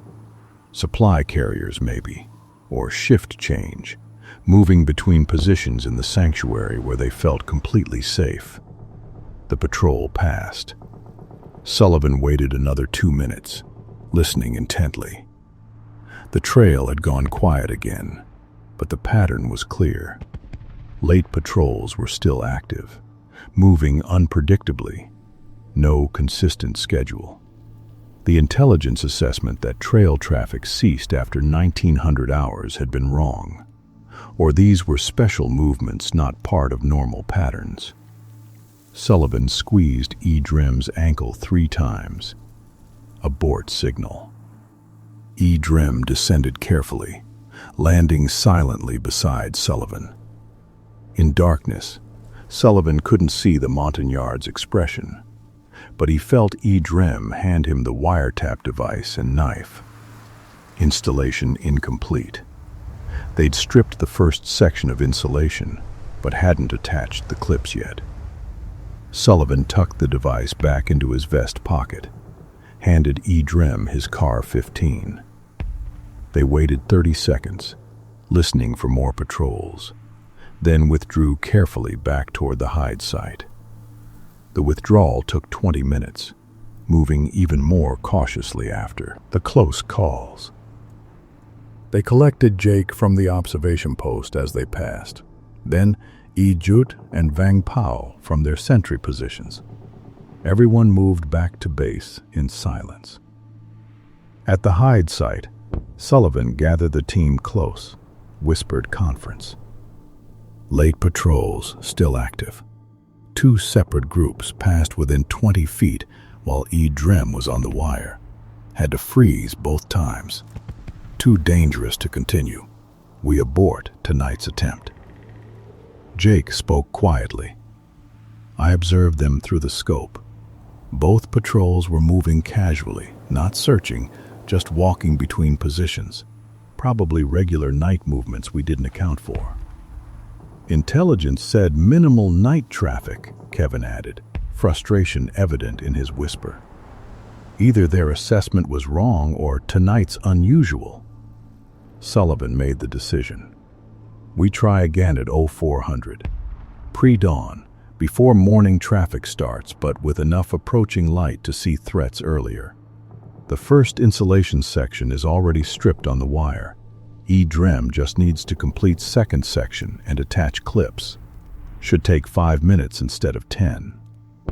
Edrem nodded understanding. The Montagnard spoke quietly in broken English. Early morning better. See enemy coming. Work faster. We know wire now. Everyone get rest, Sullivan ordered. We move again in 4 hours. Jake and Kevin, you're on watch until 0300. Wake everyone at 0330 for final prep. The team settled in, trying to rest despite adrenaline still coursing from the close calls. Sullivan lay on his poncho liner, mind processing the night's events. They'd come within 20 feet of compromise. Edrem frozen on the wire with installation incomplete, enemy patrol walking past completely unaware. Professional soldiers developed instincts about missions. Sometimes everything went smoothly. Insertion, objective, extraction, textbook operation. Sometimes missions fought you, complications piling up, each step harder than planned. This mission was fighting them. The wrong wire on day 1. Finding the right wire on day 2, but discovering late patrols during installation attempt. Now, burning their contingency time, forcing a rushed pre-dawn installation instead of the careful night operation they'd planned. But they were adapting, still executing professionally. That's what separated good recon teams from dead recon teams. The ability to adapt when plans failed, make new plans, keep pushing toward mission accomplishment despite complications. Sullivan forced himself to rest. 4 hours wasn't much sleep, but it was better than nothing. They'd need to be sharp at 0400. Kevin's hand on Sullivan's shoulder woke him at 0330. Sullivan came instantly alert, the trained response of combat soldiers. Deep sleep to full consciousness in seconds. The hide site was still dark, but faint pre-dawn light showed as barely perceptible lessening of pure blackness overhead. The team woke quickly. Professional morning routine. Cold water from canteens. No food yet. Gear check. Weapons verification. Edrem cleaned his hands one more time. Meticulous preparation before attempting the installation again. Sullivan checked the wiretap device carefully. Still functional. LED indicator testing green. The device had survived being pulled out mid-installation, tucked in vest pocket, and carried back. Tough equipment, military specification. At 03:55, Sullivan briefed one final time. Same plan, faster execution. The hard part is already done. First insulation section is stripped. EDREM climbs, strips second section, attaches both clips, activates device. I camouflage at tree base. Total time, 5 minutes. We'll have maybe 30 minutes of good pre-dawn light before morning patrols start. Move fast, but careful. At 0400 exactly, they moved. The pre-dawn jungle was different from full night. Still dark, but shapes resolved better. Trees became visible as black silhouettes against dark gray sky. Sullivan could see EDREM beside him, could identify the fallen log landmark, could navigate with more confidence than pure darkness allowed. Movement was faster. 10 minutes to cover the 300 meters instead of 15. The team deployed into positions quickly. Jut east, Vang Pao west, Jake at observation post, Sullivan and EDREM at the target tree, Kevin at base with radio. Sullivan found the termite mound by feel and sight. Large, irregular shape on the trunk 3 feet up. Right tree. He listened for 30 seconds. Birds were beginning morning calls. Insects still humming. No human sounds. He tapped EDREM once. Go, fast. EDREM handed Sullivan his car 15, climbed quickly. The horizontal branch, the termite mound foothold, up to the wire. Sullivan could see him better in pre-dawn light. A dark shape against the tree trunk, moving with practiced efficiency. Sullivan handed up the knife. EDREM took it, found the wire, located the already stripped section by touch. Good. First section confirmed intact. He moved 6 inches down the wire, began working on the second section. The jungle was growing lighter perceptibly. Sullivan could now see the trail 15 feet away, could make out individual trees, could see undergrowth detail. Pre-dawn twilight, that brief window between night and sunrise. Perfect visibility for their work. Still too dark for enemy to see them easily at distance. 1 minute. EDREM working steadily. Blades scoring insulation, peeling it back. Sullivan watching the trail, ears alert for voices or footsteps. Nothing yet. EDREM's hand came down. Sullivan handed up the wiretap device. EDREM took it, positioned the alligator clips. First clip, metallic click as it bit onto copper. Second clip, another click, secured firmly. EDREM activated the device. Sullivan saw the green LED indicator glow to life. Faint, but visible even from ground level in the dim pre-dawn light. Connection successful. Device transmitting. Relief surged through Sullivan. Installation complete. They'd done it. EDREM descended quickly but controlled. Landed beside Sullivan with barely a sound. Sullivan handed him back the car 15, immediately knelt at the tree base to begin camouflage work. The wires running down the trunk were thin, barely visible even in growing light.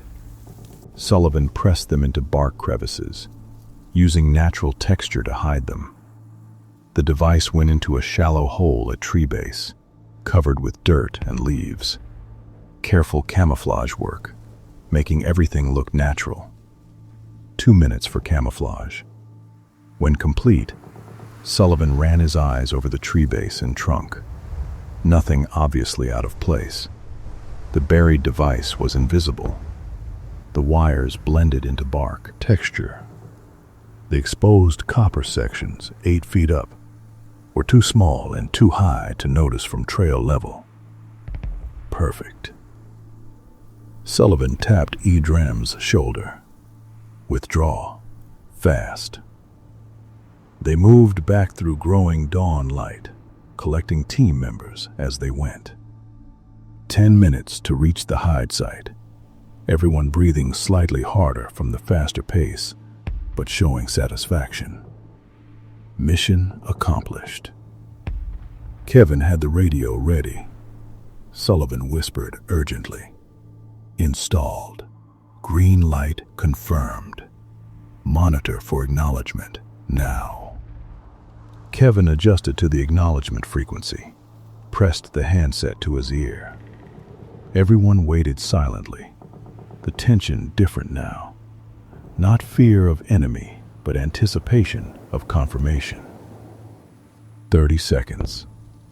Kevin's face remained neutral, concentrating on the radio signal. 45 seconds. Still nothing. Sullivan felt worry building. Had they missed something in the rushed installation? 50 seconds. Kevin suddenly held up one finger, hearing something.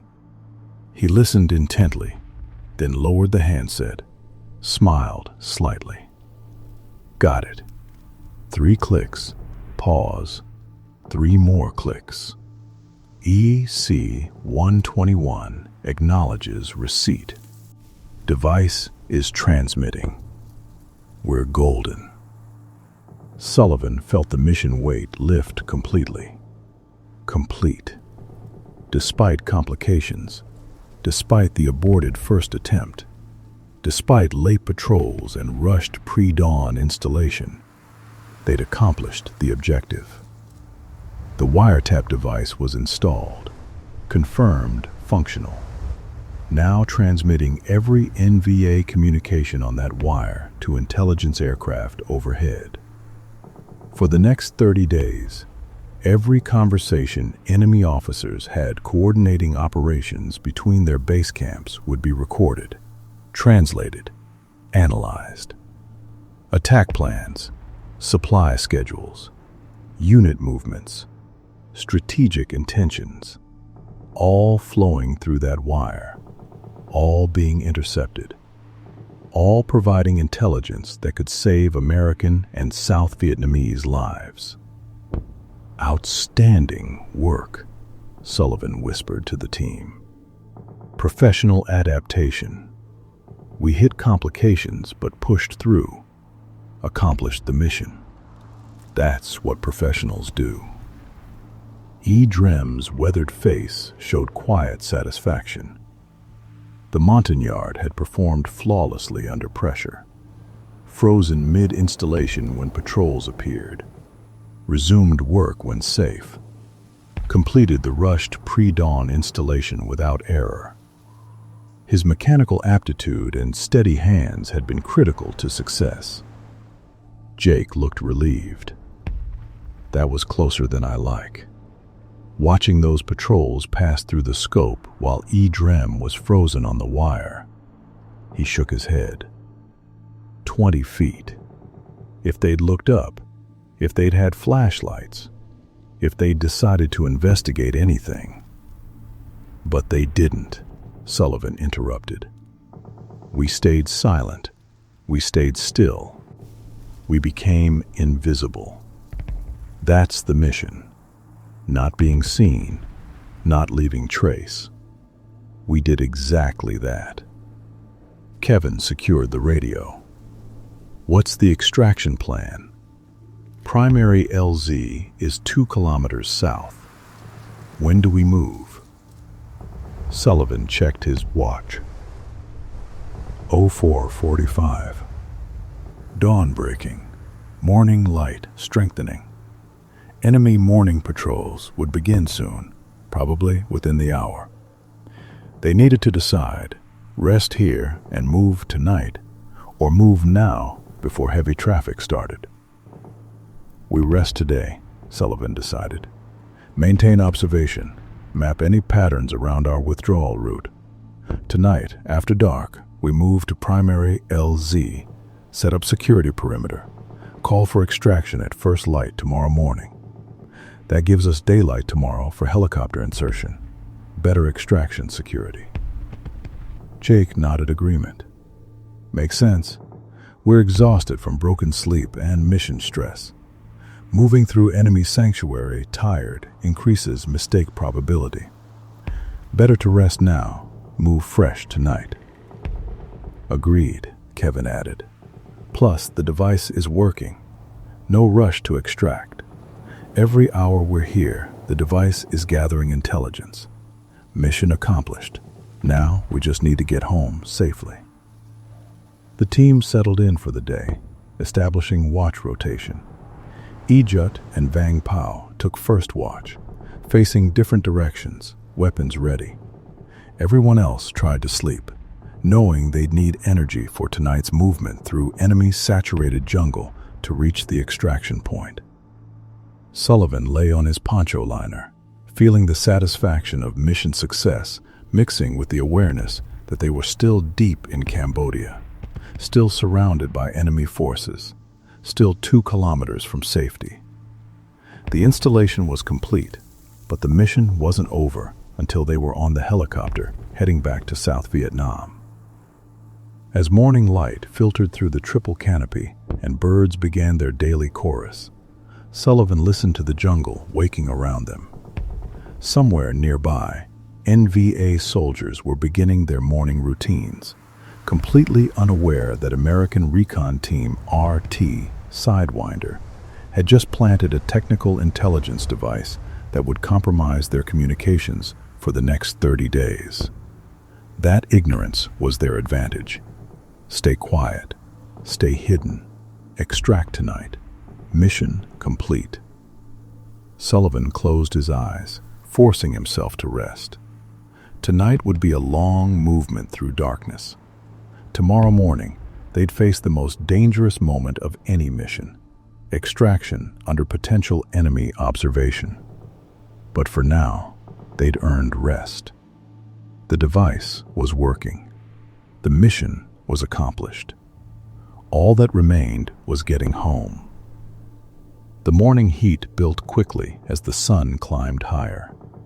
Sullivan lay on his poncho liner in the hide site, trying to sleep, but finding it difficult despite exhaustion. His mind kept replaying the installation. EDRIM frozen on the wire. Enemy patrol 20 feet away. The cigarette coal glowing orange in darkness.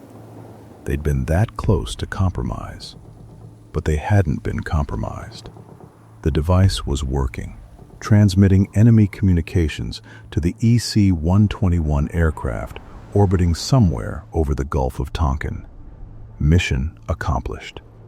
Now they just needed to extract safely. Ejut and Vang Pao maintained watch, positioned at opposite ends of the hide site, weapons ready, eyes scanning the jungle for threats. The morning traffic had been typical. Patrols passing on the trails, supply carriers moving between positions, the normal activity of an enemy sanctuary where NVA forces felt completely safe. Around 0900 hours, Jake took over watch from Ejut. The sniper positioned himself with the XM-21 rifle, using the Redfield 39X scope to observe the distant junction where the trails met. Standard observation procedure: map patterns, count enemy soldiers, note equipment and behavior.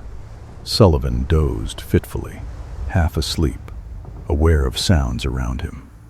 Birds calling, insects humming, distant voices on trails, Kevin's quiet breathing nearby. The familiar sounds of jungle operations, nothing alarming. Then Jake's urgent whisper, "Sullivan, problem." Sullivan came instantly alert, rolled to his side, moved to where Jake lay behind the observation position. "What have you got?" Jake handed him the binoculars, pointed toward the western trail. 300 meters west, 5 NVA soldiers. They're examining something on a tree. Can't see exactly what, but they're spending a lot of time looking at it. Sullivan's stomach tightened. 300 meters west on the western trail. That was the installation site. The tree with the termite mound. The horizontal branch, the buried wiretap device. He raised the binoculars, focused on the distant tree.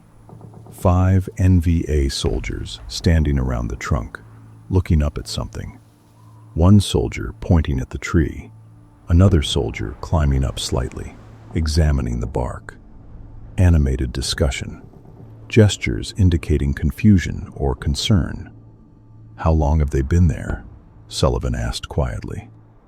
"Noticed them 3 minutes ago," Jake replied. "They approached from the west, stopped at that tree, started examining it. Haven't moved on yet. They found something." Sullivan watched through the binoculars, mind racing. The camouflage had been perfect. Wires pressed into bark crevices, device buried at tree base. Exposed copper sections, 8 feet up, too small to notice from ground level. What had they found? Then he saw it. The soldier who'd climbed up was pointing at something on the wire. The exposed copper sections. From ground level, in darkness or normal passing, they were invisible. But if someone climbed up and examined the wire closely in daylight, the stripped insulation and exposed copper became obvious. "They found the installation point," Sullivan said quietly. "The exposed copper on the wire. Someone climbed up and saw it." Jake's expression showed concern. "Do they know what it is?" Sullivan watched the soldier's body language through the binoculars. Confusion, discussion, pointing, examining. Not alarm yet. Not immediate reaction like they understood they'd found American technical intelligence equipment. More like, they'd found something unusual and were trying to figure out what it was. "They know something's wrong with their wire," Sullivan assessed. "They don't know what yet. Might think it's damage. Might think it's maintenance problem. Might suspect sabotage. But they're investigating." One soldier descended from the tree, joined the discussion on the ground. Another soldier began examining the tree base, pushing aside leaves and dirt with his boot, searching methodically. Sullivan's mind calculated options rapidly. If they found the buried device, the entire operation was compromised. Not just this mission. The enemy would know Americans had wiretap capability, would check all their communication lines, find other devices, feed false information through compromised wires. The intelligence damage would be catastrophic. But the device was small, the burial was professional, the camouflage thorough. Finding a 6-inch green box buried under leaves and dirt at the base of a large tree in triple-canopy jungle required knowing exactly where to look or conducting extremely detailed search. "They're searching the tree base," Jake reported, watching through his scope. "Kicking aside leaves, looking around the trunk. Haven't found the device yet." Sullivan woke Kevin and Edrim quietly, gestured them to observation position, whispered situation report. "Enemy found something at the installation site. 5 soldiers investigating. They don't know what it is yet, but they're searching." Edrim moved to the observation position, looked through binoculars Jake handed him. The Montagnard's weathered face showed concern, but no panic. He'd seen complications before, knew how to adapt. Kevin spoke quietly. "What if they find the device? Do we abort extraction? Try to recover it somehow?" "We can't recover it," Sullivan said. 5 soldiers at the site, probably more nearby. We're 6 men 300 meters away. If they find it and we try to hit them, we trigger contact in the middle of enemy sanctuary with dozens of enemy forces within minutes response time. We'd never make it out. "So we watch," Jake said grimly. "If they find it, the mission's burned, but we still extract. If they don't find it, we continue as planned." Sullivan nodded. That was the cold, tactical reality.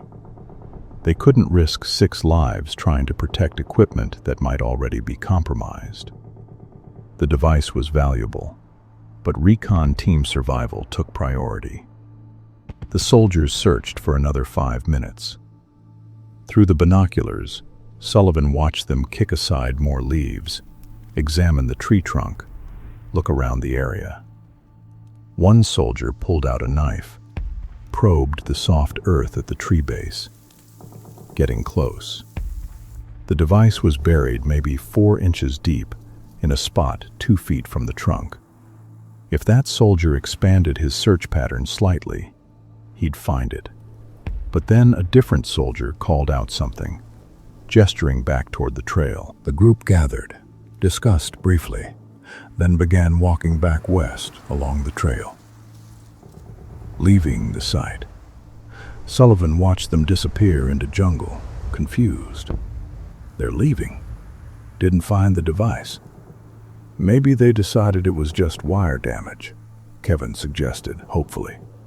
Natural wear, branch rubbing the insulation off, something innocent. Jake shook his head slightly. They spent too much time examining it. That's not how you react to natural damage. They're suspicious. Question is, are they suspicious enough to bring specialists, conduct detailed investigation, or do they write it off as minor problem? Idrim spoke up in broken English. They come back, bring more soldiers, maybe officer, check more careful.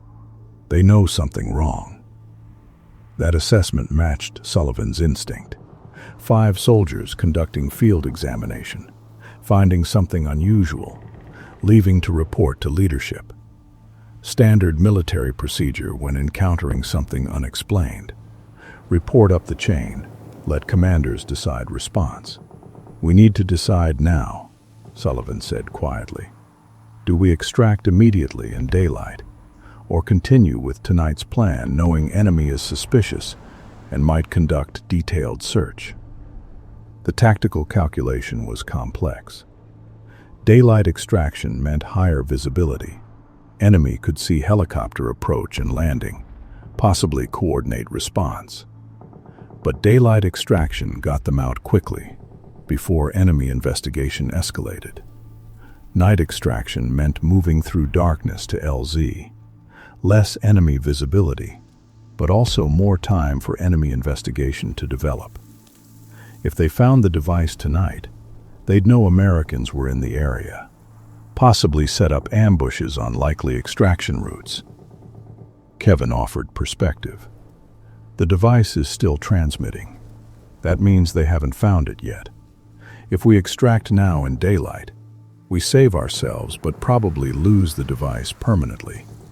Helicopter noise will bring investigation. They'll search more thoroughly, find it within hours. If we wait until tonight, move carefully to LZ, extract at dawn, we might get out before they find it. Device continues working. Jake countered. But if they find it tonight while we're moving to LZ, they'll know Americans are operating in area. They'll put forces on alert, watch extraction points, set up ambushes. We'd be walking into prepared enemy response. Idrim gestured for the binoculars, took them, studied the installation site carefully. After a moment, he spoke. They not find device easy. We bury good, hide good. Maybe they look at wire, think damage only, not search ground more. Device keep working. Sullivan appreciated the optimism, but knew better than to count on enemy incompetence.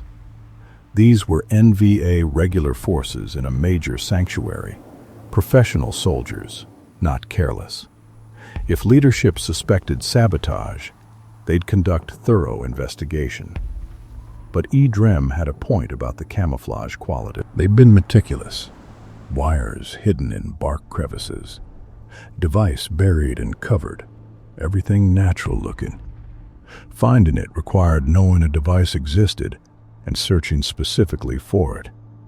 Without that knowledge, even careful search might miss a small green box under leaves at the base of a large tree. Sullivan made the decision. We continue as planned. Wait until dark, move to primary LZ, extract at dawn tomorrow. But we accelerate prep. Everyone ready to move immediately if situation changes. If we see major enemy activity indicating they found the device, we call for emergency extraction regardless of time. Better to extract in daylight with helicopter exposed than stay here if Sanctuary goes on full alert. Everyone nodded agreement. The plan balanced risk against reward, giving the device maximum operational time while maintaining extraction option if compromise became imminent. Jake, maintain observation on that site, Sullivan continued. If anyone returns, I want to know immediately. Kevin, get the radio ready for emergency extraction call. Everyone else, prep gear for immediate movement. We're now on 15-minute notice. If I give word, we move to alternate LZ as fast as tactically possible. The team moved into action, professional urgency replacing the relaxed rest period. Equipment checks, weapons verification, planning routes to alternate LZ. The mission had shifted from accomplished success to complicated extraction under potential enemy investigation. The afternoon stretched slowly. Jake maintained constant observation of the installation site through the XM21 scope, watching for enemy return. Sullivan monitored the junction area with binoculars, tracking patrol patterns, looking for changes in enemy behavior that might indicate heightened alert. Normal traffic continued through early afternoon. Supply carriers moving supplies, small patrols walking trails, the usual activity. Nothing suggesting alarm or investigation escalation. At 1400 hours, movement at the installation site. Contact, Jake whispered. Same location. Multiple soldiers approaching from the west. Sullivan moved to observation position, raised binoculars. 8 NVA soldiers this time, not 5. And one wearing different uniform. Cleaner, visible rank insignia. Officer. They brought an officer, Sullivan reported quietly. Looks like lieutenant or captain. This is escalating. The group reached the installation tree, the officer examining the wire himself while subordinates waited. Even from 300 meters, Sullivan could read the body language. The officer was concerned, methodical, professional. This wasn't casual investigation anymore.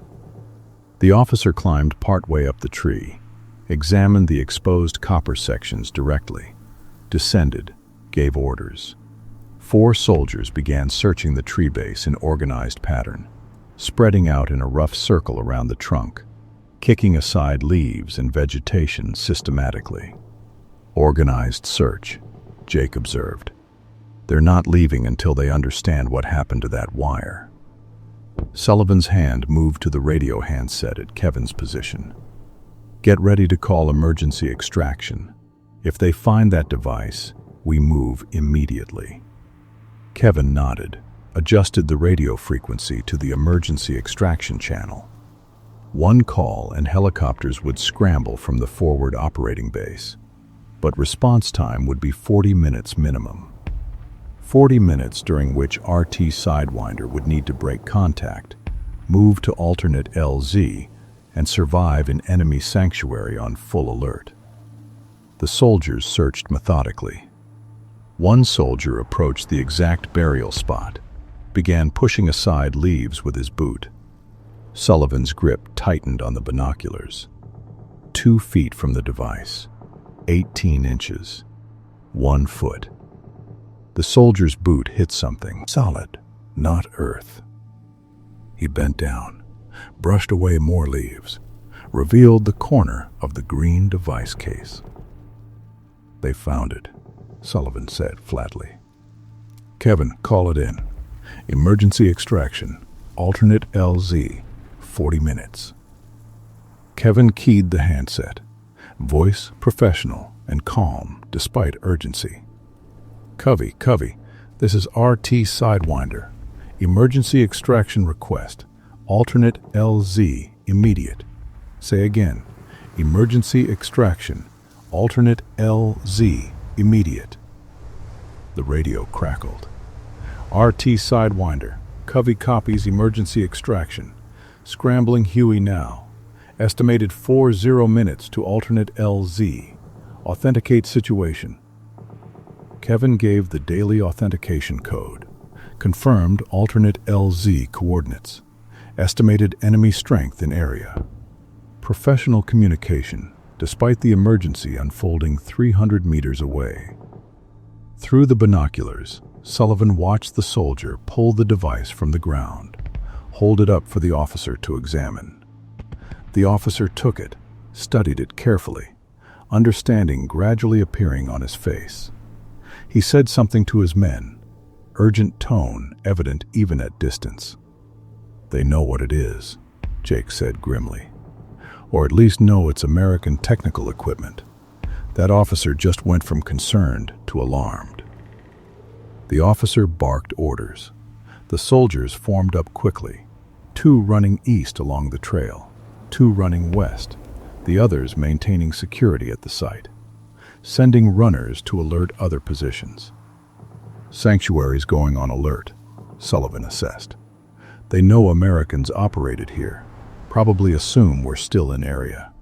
They'll start searching, setting up ambushes on likely extraction routes. We need to move now, beat their response." He turned to the team. 5 kilometers to alternate LZ, probably 3 hours moving fast.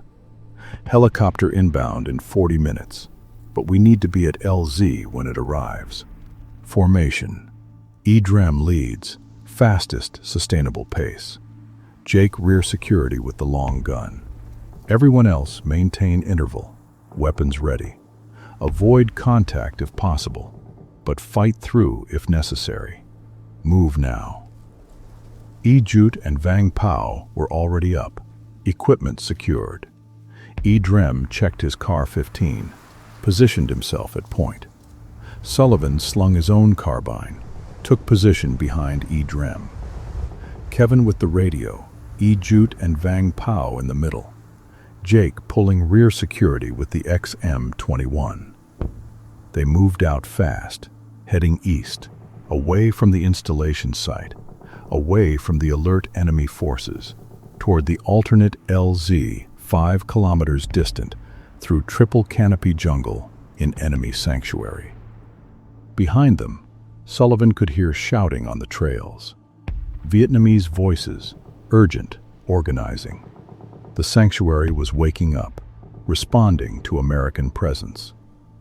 RT Sidewinder had maybe 30 minutes before organized search began.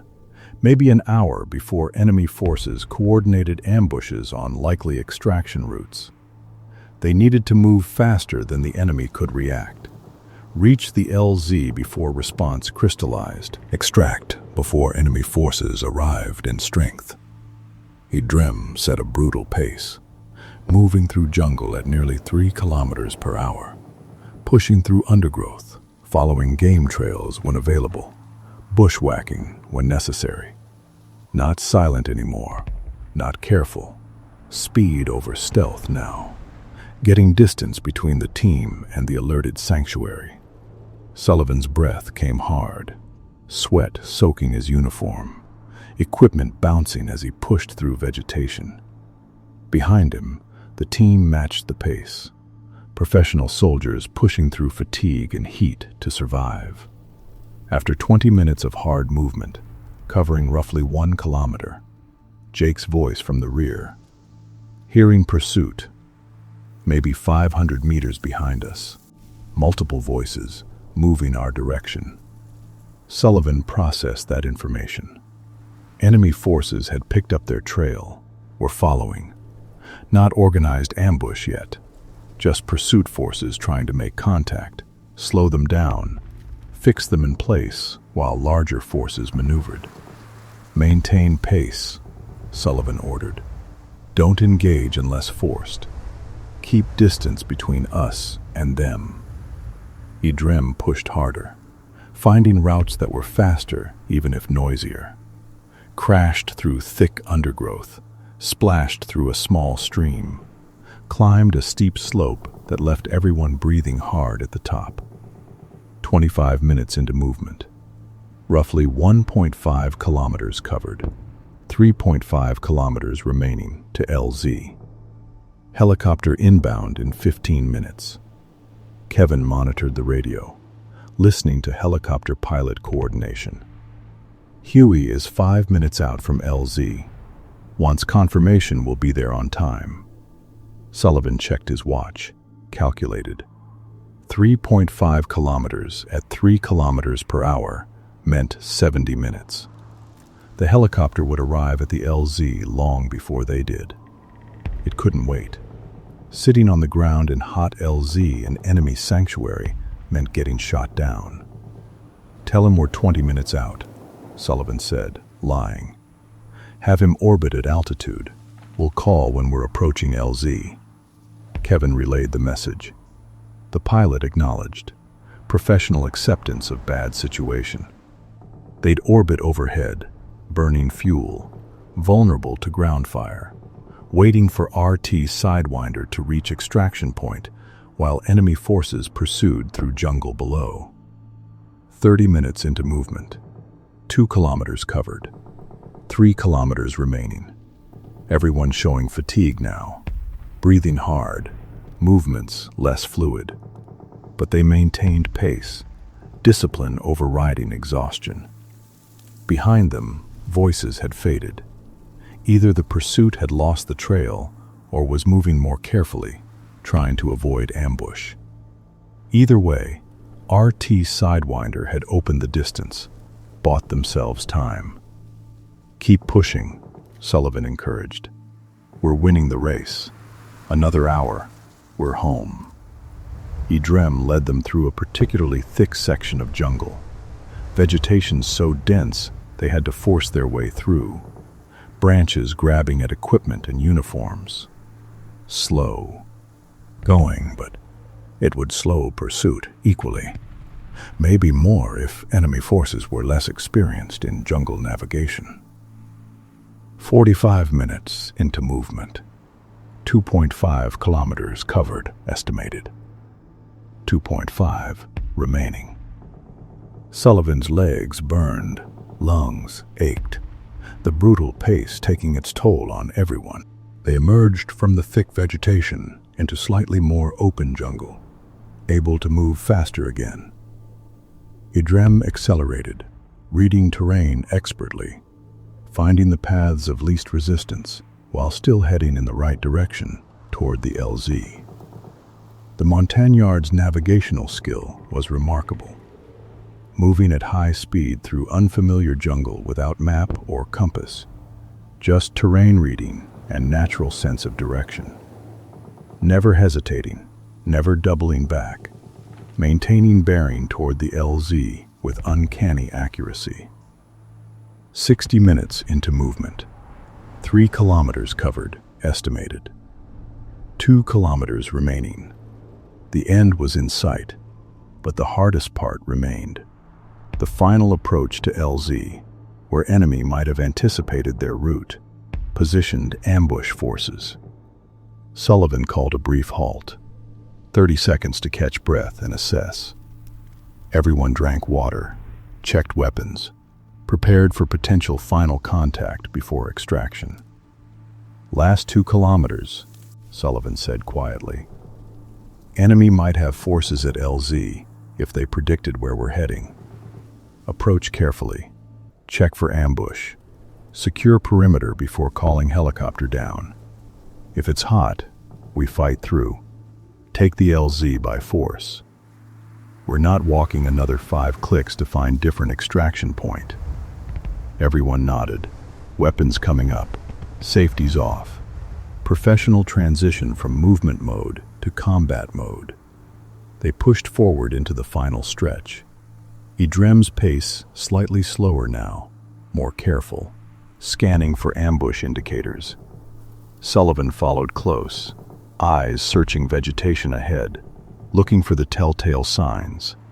Unnatural shapes, movement, light reflection off metal.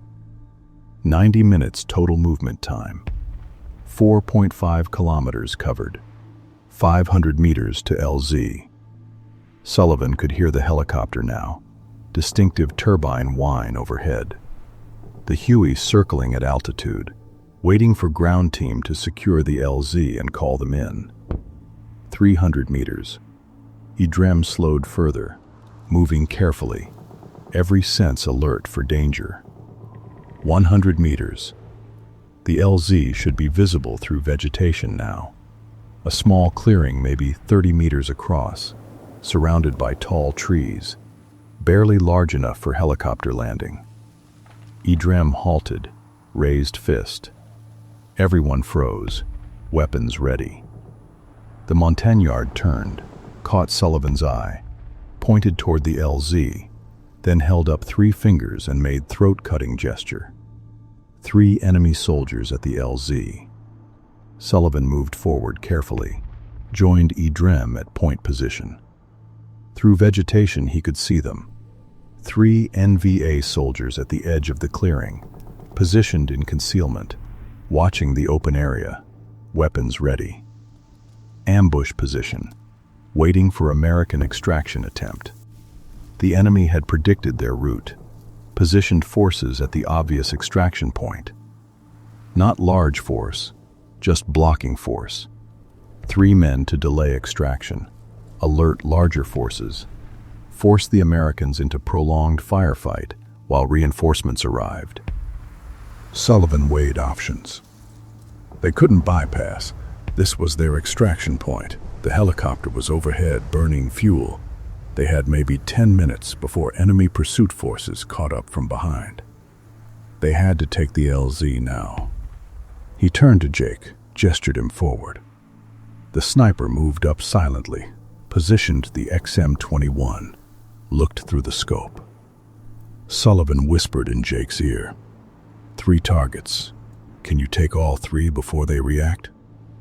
Jake studied the targets through magnified scope, calculating angles and timing. After 10 seconds, he nodded slightly. 2 for sure.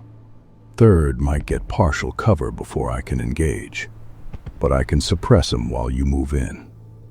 Sullivan made the decision. On your shot. After you fire, Idrem and I assault from right flank. Everyone else provide covering fire. We take the LZ in under 30 seconds. Jake settled into shooting position, scope focused on first target. Sullivan and Idrem moved into position for the assault, weapons ready. The rest of the team took covering positions, CAR-15 carbines and AK-47s oriented toward the enemy.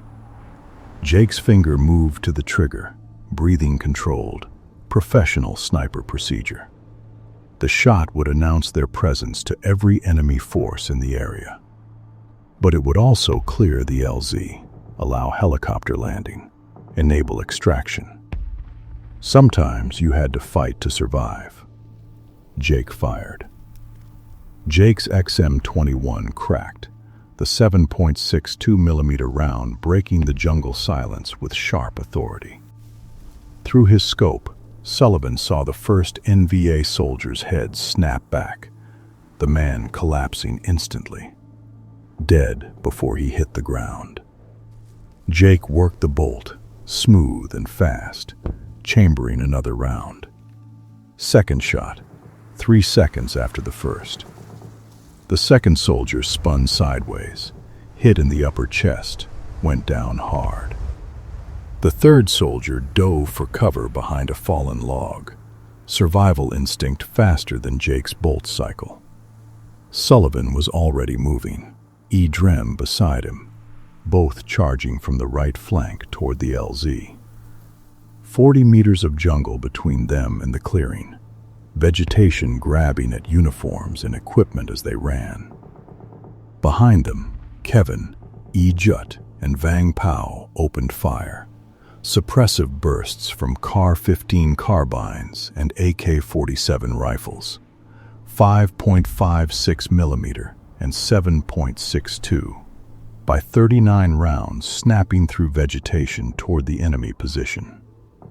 The covering fire wasn't aimed to kill, just to keep the third soldier's head down while Sullivan and Edrem closed the distance. Sullivan's CAR-15 was up and ready, front sight post bouncing in his vision as he ran. 20 meters from the clearing, the third soldier rose from behind the log, AK-47 coming up, seeing the assault. Sullivan fired on the move, 3-round burst, weapon recoiling against his shoulder.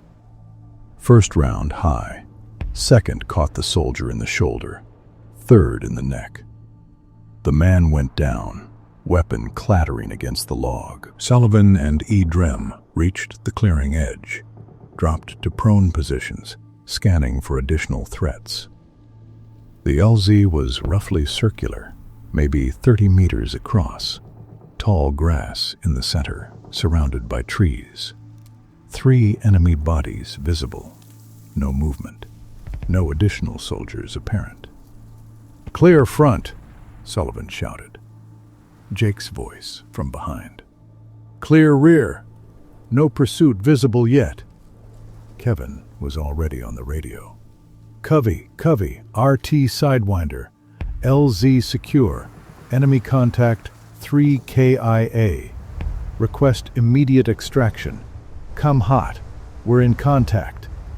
The helicopter pilot's voice crackled back. Professional urgency. "Sidewinder, Covey copies.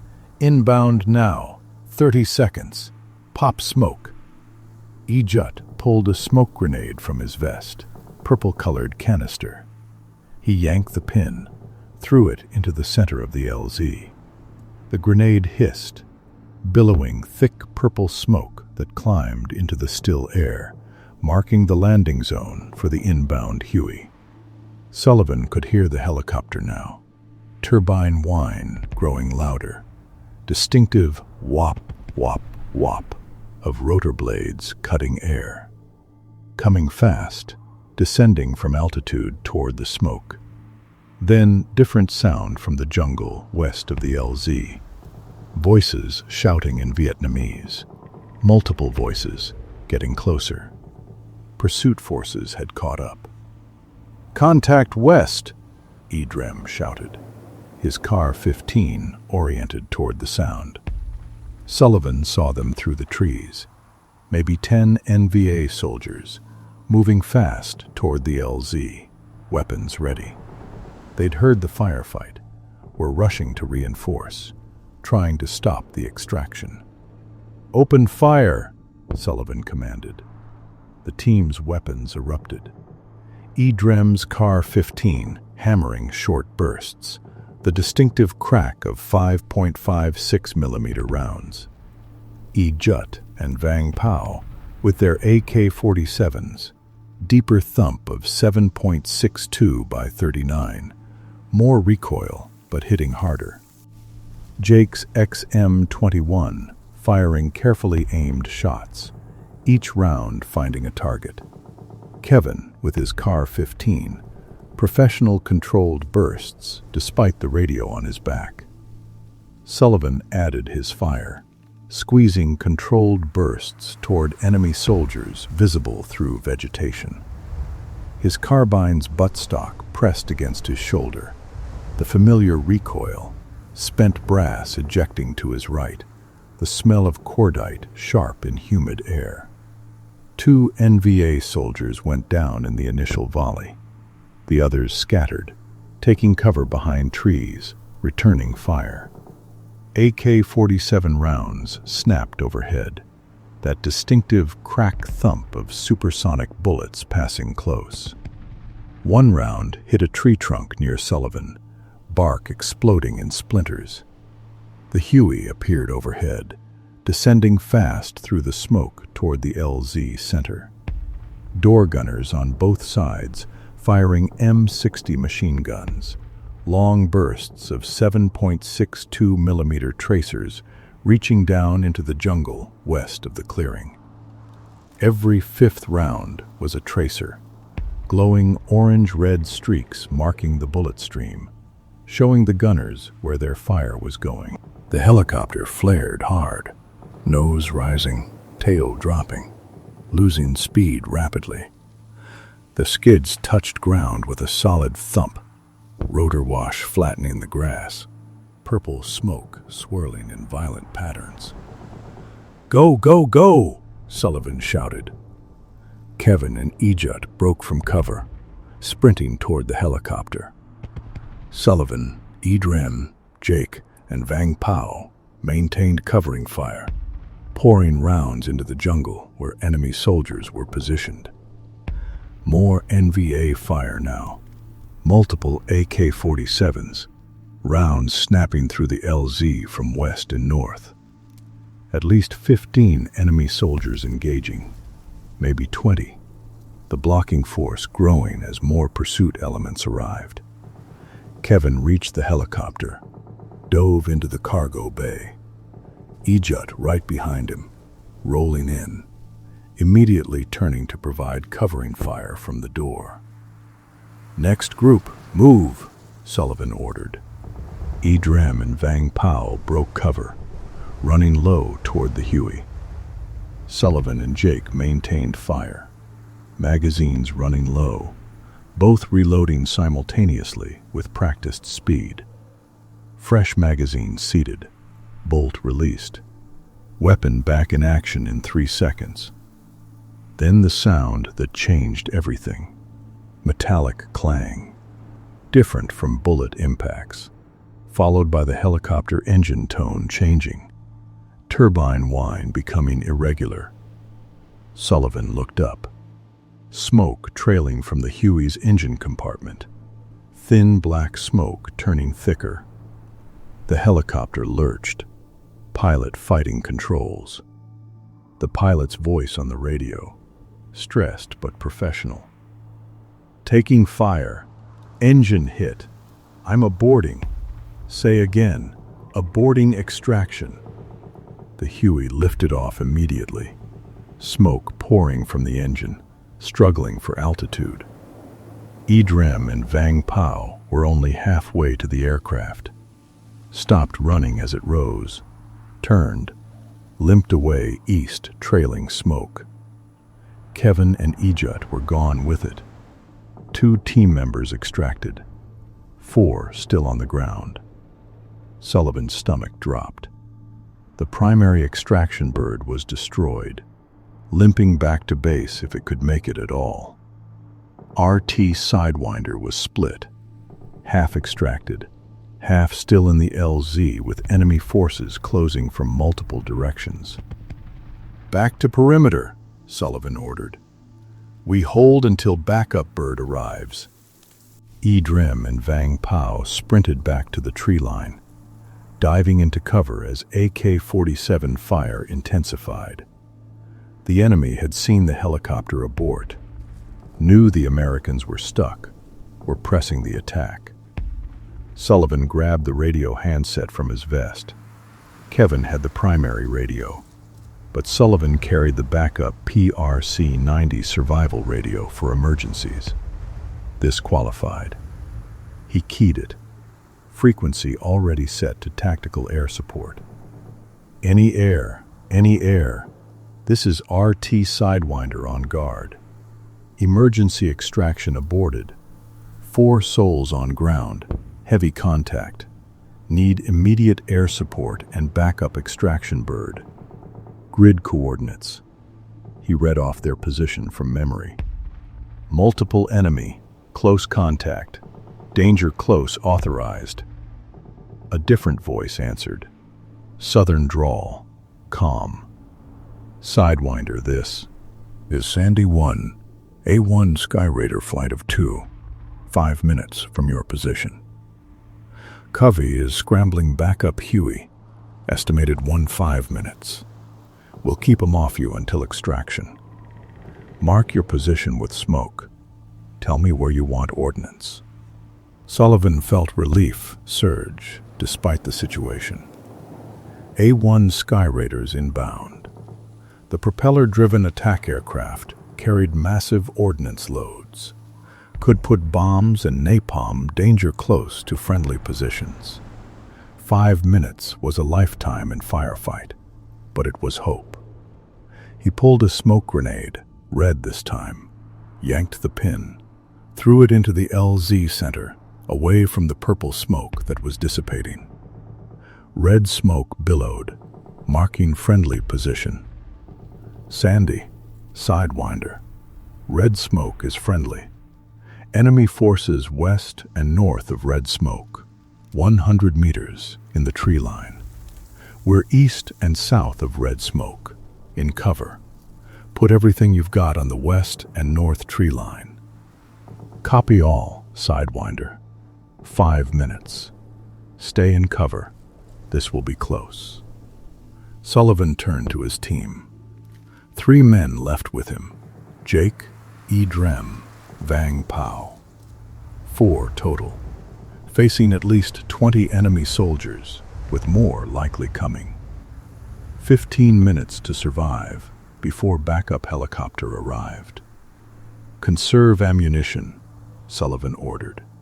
Aimed fire only. Air support inbound 5 minutes. Extraction bird 15. We hold this position. The enemy fire was constant now. AK-47 rounds ripping through vegetation, bark exploding from trees, leaves shredding. Some rounds were tracers, green tracers, the Soviet type, streaking through the air like deadly fireflies. The visual effect was mesmerizing and terrifying, seeing exactly where enemy fire was going. Jake had the XM-21 up, scope to eye, firing methodically. Sullivan saw an enemy soldier through the trees, aimed carefully, squeezed a 3-round burst. The soldier dropped. Another target moving. Drem's Car 15 engaging. Controlled burst. Target down. Vang Pao on the right flank, his AK-47 firing in short bursts. The Hmong fighter professional and calm despite the intensity. His weapon had the distinctive deeper sound of the 7.62 round, heavier recoil, but more stopping power than the American 5.56. An NVA soldier broke from cover, sprinting toward the LZ, trying to close the distance. Brave, but stupid. Jake's XM-21 cracked. The man went down mid-stride, didn't move again. Sullivan's magazine ran dry. He dropped it, let it fall to the ground, pulled a fresh 20-round magazine from his vest, seated it with a solid click, released the bolt. Back in action. He had maybe 8 magazines total, 160 rounds. If this fight lasted 15 minutes at current intensity, ammunition would become critical. The smell was overwhelming now. Cordite from their own weapons, sharp and acrid. The different smell of enemy gunpowder, slightly sulfurous. Jungle vegetation torn apart by bullets, sap and chlorophyll mixing with gun smoke. Sweat, fear, the metallic tang of adrenaline. And underneath it all, the smell that every combat veteran knew: blood and death. Heat was intense despite shade. The firefight generated its own heat. Muzzle flash from weapons creating brief bursts of thermal energy. Hot brass ejecting onto skin and uniforms. The physical exertion of combat raising body temperature. Sweat poured down Sullivan's face, stinging his eyes, soaking his uniform until it clung to his body. "Grenade!" Drem shouted. Sullivan saw it, the distinctive potato masher shape of a Chinese stick grenade, thrown from the enemy position, tumbling through air toward their location. It hit the ground 15 feet away, rolled toward them. Everyone flattened, pressing into cover. The grenade detonated with a sharp crack, shrapnel whining overhead, dirt and debris showering down. Sullivan felt something hot slice across his left forearm, looked down, saw blood welling from a shallow cut. Fragment wound, not serious, kept fighting. "Return grenades," Sullivan ordered. Jake pulled a fragmentation grenade from his vest. M26 baseball-style frag. He yanked the pin, held the spoon, stood briefly to get angle, threw hard toward the enemy tree line. The grenade arced through air, disappeared into vegetation. 3 seconds later, detonation. The blast was louder than the Chinese grenade. M26 packed with more explosive. Screaming from the enemy position, someone hit by fragments. Drem threw next, his grenade landing closer to enemy soldiers visible through trees. Another detonation, more screaming. The enemy fire slackened briefly, soldiers taking cover from the grenades. Sullivan checked his watch through the chaos. 3 minutes since the Huey aborted. 2 more minutes until air support arrived. 12 minutes until backup extraction bird. The enemy was maneuvering now, not just firing from static positions. Sullivan saw movement on the north side, soldiers shifting to flank their position. If the enemy got around their flank, established crossfire, the LZ would become untenable. "Vang Pao, shift right, cover north flank," Sullivan ordered. The Hmong fighter moved immediately, repositioning to face the new threat. His AK-47 engaging targets attempting to maneuver. The distinctive sound of incoming and outgoing AK fire was disorienting. Same weapon, same caliber. Hard to tell which rounds were enemy and which were Vang Pao's, except by direction. Jake had switched to his Car-15 sidearm, the XM21 too slow for current close-range intensity.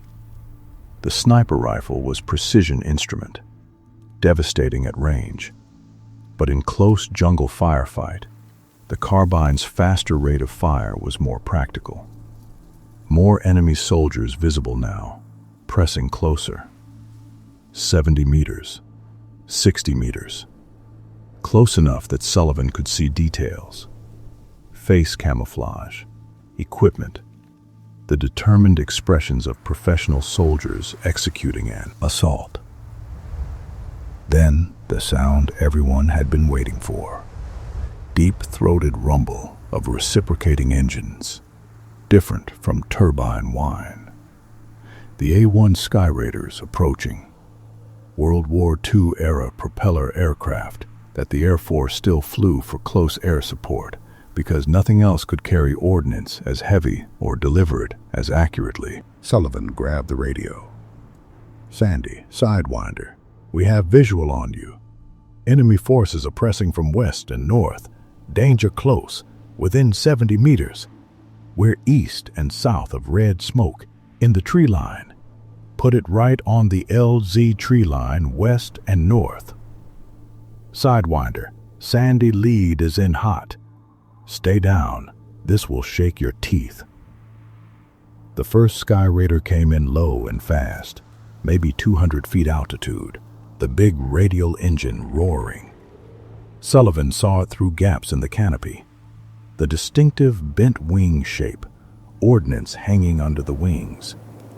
The aircraft released, black canisters tumbling from the wings toward the tree line west of the LZ. Napalm. The canisters hit and exploded into rolling walls of flame, jellied gasoline spreading through the jungle in angry orange-red fireballs.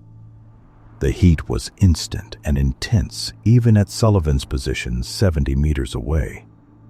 The roar of igniting napalm was primal, overwhelming, drowning out all other sound. Screaming from the enemy position, men caught in the fire. Terrible screaming, the worst sound in war. Sullivan had heard it before, hated it every time. But napalm was keeping them alive right now. The enemy fire from the west ceased completely. No one could fight through napalm. The soldiers there were dead, dying, or retreating from the inferno. But the north flank was still active. Soldiers there unaffected by the napalm strike, pressing their assault. Sandy 2 is in hot on the north, the second Sky Raider's voice on the radio. The second aircraft came in from a different angle, releasing cluster bombs this time. The canisters split open in mid-air, hundreds of small bomblets scattering across the tree line north of the LZ. The detonations were rapid fire. Pop, pop, pop, pop. Overlapping explosions that shredded vegetation and anything in the kill zone. The cluster bombs covered area, not precise, but devastating against troops in the open or light cover. The north flank fire diminished dramatically. A few AK-47s still firing, but the intensity was gone, the assault broken. Good effect, Sullivan transmitted. You broke their assault. Continue coverage until extraction bird arrives. Copy, Sidewinder. We'll make runs until you're out. Sandy Flight is switching to 20mm cannon, keeping heads down. The two Sky Raiders began racetrack pattern overhead, taking turns diving on the enemy positions, their nose-mounted 20mm cannons firing long bursts. The cannon fire was distinctive, deeper than machine gun, each round producing a sharp crack on impact. Tracers marked the bullet stream, reaching down into the jungle like fingers of light. Sullivan checked his watch. 8 minutes since primary bird aborted. 7 minutes until backup arrived. The air support had bought them time, broken the enemy assault. But the NVA would regroup, try again. They knew Americans were trapped, would throw everything at them. LZ to prevent extraction. Ammunition check, Sullivan ordered. Jake called out. 3 mags for the carbine. XM21 is dry. EDREM. 4 mags. 2 grenades. Bang pow. 2 mags for AK. 1 grenade. Sullivan counted his own. 5 mags. 3 grenades. We're running low. Aimed fire only. Make every round count. The enemy fire had reduced to sporadic shots, soldiers repositioning or being cautious after the airstrikes. But Sullivan could hear vehicle engines in the distance, west beyond the napalm fire. Reinforcements arriving, maybe technical vehicles with heavy machine guns. If enemy brought vehicle-mounted weapons into the fight before the extraction bird arrived, the situation would deteriorate rapidly. 12.7mm heavy machine guns could tear through their cover, suppress the LZ, make landing impossible. Sandy, Sidewinder, hearing vehicle engines west of the LZ, probably enemy reinforcements with heavy weapons. Can you interdict? Copy, Sidewinder. Sandy 2 has visual on vehicle movement west, engaging with rockets. Sullivan heard the whoosh of rockets firing, then the distant explosions. The vehicle engines stopped. Secondary explosion followed. Something had cooked off, maybe fuel or ammunition. Vehicles destroyed, Sandy 2 reported. 2 trucks, 1 with mounted gun. Direct hit. 5 more minutes. Sullivan forced himself to breathe steadily, control the adrenaline, think tactically despite chaos. His left forearm still bled from the grenade fragment. Not serious, but adding to the stress indicators his body was processing. Movement on the south side now. New enemy element, approaching from the direction RT Sidewinder had come from. The pursuit force that had chased them through the jungle, finally catching up. "Contact south," Sullivan shouted, swinging his Car-15 to engage new threats. Maybe 6 soldiers, moving carefully through vegetation toward the LZ. These weren't charging, weren't assaulting recklessly. Professional movement, using cover, coordinating fire and maneuver. The team shifted to engage multiple directions. Jake and Edrem covering west and north, Sullivan and Vang Pao engaging south. 4 men defending 360 degrees, ammunition running low, surrounded by enemy forces that kept growing. Sullivan fired carefully. 3-round burst at a soldier visible behind a tree. The enemy returned fire, AK-47 rounds snapping past. Close enough, Sullivan felt the pressure wave. He ducked lower, moved position slightly, popped up and fired again. Vang Pao threw his last grenade, the explosion forcing enemy soldiers to take cover. Brief respite, seconds only, before they resumed advance.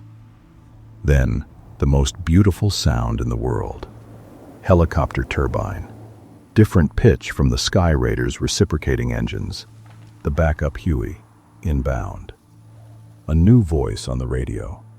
"Sidewinder, Kingpin 2-1, backup extraction bird, 2 minutes out. What's your situation?" Sullivan keyed the handset, firing his carbine one-handed while talking. "Kingpin, Sidewinder, 4 souls on ground, surrounded. Heavy contact all sides. LZ is marked with red smoke. Come in hot. We'll break contact when you're on the ground. Can't hold much longer." "Copy all, Sidewinder. We're coming in guns blazing. Get ready to move fast." Sullivan turned to his team. "Helicopter inbound, 2 minutes. On my signal, break contact and run for the bird. Throw all remaining grenades as covering fire. Leave nothing behind except brass and bodies." Everyone acknowledged, preparing for the final sprint. This was the most dangerous moment, breaking from cover, crossing open ground, climbing aboard while enemy poured fire at point-blank range. The Huey appeared, descending fast, door gunners already firing.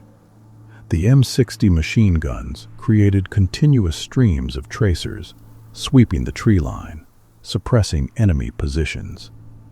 A Cobra gunship escort appeared behind it, the sleek attack helicopter's minigun spinning up, 6 barrels firing 4,000 rounds per minute, the sound like tearing canvas.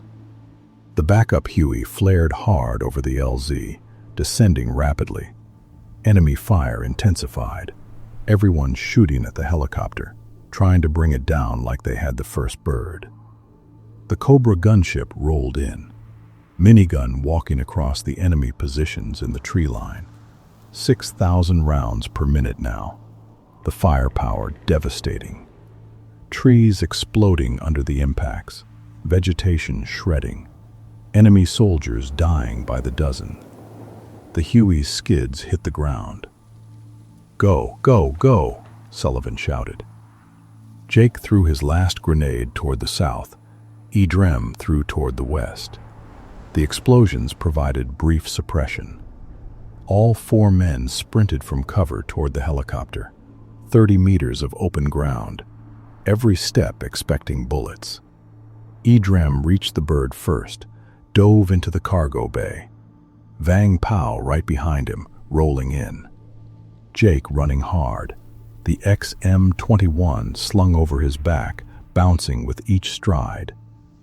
Sullivan was last, covering the others' sprint, firing his Car-15 from the hip as he ran. Empty magazine, dropped it running, grabbed his last magazine, seated it, kept running. Jake reached the helicopter, hauled himself aboard. Sullivan was 10 meters away, 5 meters, diving for the cargo bay as AK-47 fire ripped past him. He hit the metal floor, hands grabbing him, pulling him fully inside. The helicopter was already lifting, nose tilting forward, accelerating away from the LZ, even before Sullivan was completely aboard. The door gunners hammered their M60s, the Cobra gunship making another devastating pass with its minigun. The Sky Raiders dove in for final runs, rockets and cannon fire suppressing the enemy as the Huey climbed for altitude. Sullivan lay on the cargo bay floor, breathing hard, hands shaking from adrenaline. Alive. They were all alive. The LZ receded below, the Parrot's Beak sanctuary falling away behind them. They'd made it out. The Huey climbed for altitude, leaving the Parrot's Beak behind.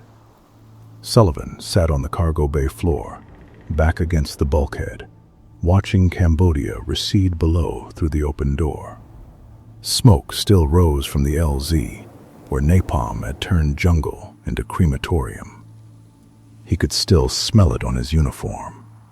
Cordite, sweat, blood, fear.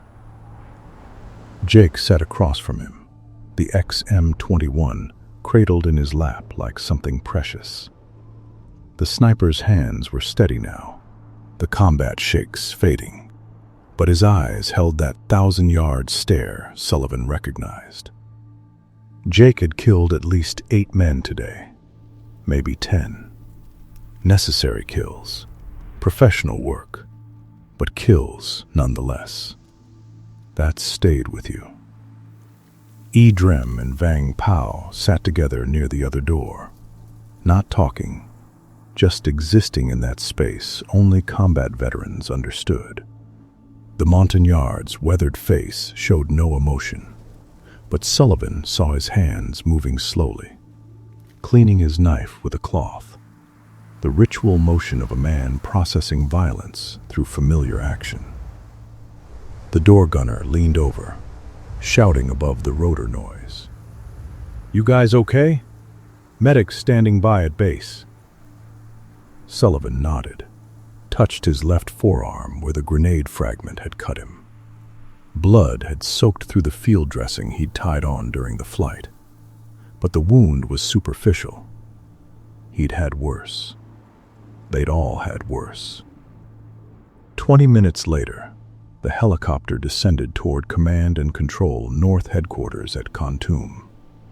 The forward operating base sprawled below. Sandbagged bunkers, radio towers, rows of tents and plywood buildings. The controlled chaos of unconventional warfare operations. The Huey flared and landed on the pad near the Tactical Operations Center. Before the skids fully settled, Kevin and E. Jutt were there, running toward the helicopter. They'd made it back on the damaged primary bird. Pilot had nursed it to base, trailing smoke, engine failing, but got everyone down alive. Sullivan climbed out, legs unsteady after 4 days in the bush and the adrenaline crash. Kevin grabbed his arm, steadying him, wordless communication passing between them. The team had been split, half extracted while half fought on the ground, and now they were whole again. That mattered more than anyone outside Recon could understand. The medic approached, a young sergeant with a field aid bag. "Who needs treatment?" Sullivan gestured to his arm. "Fragment wound, not serious. Everyone else is ambulatory." The medic examined Sullivan's forearm, unwrapped the bloody field dressing, cleaned the wound with iodine that stung sharply. "Not deep. Doesn't need stitches. Just butterfly closures and fresh bandage.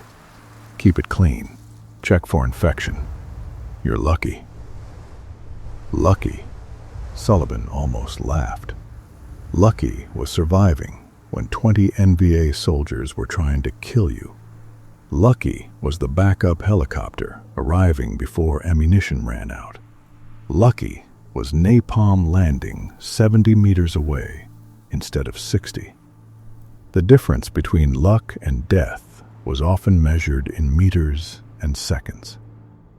Major Hendricks appeared from the Tactical Operations Center, walking fast.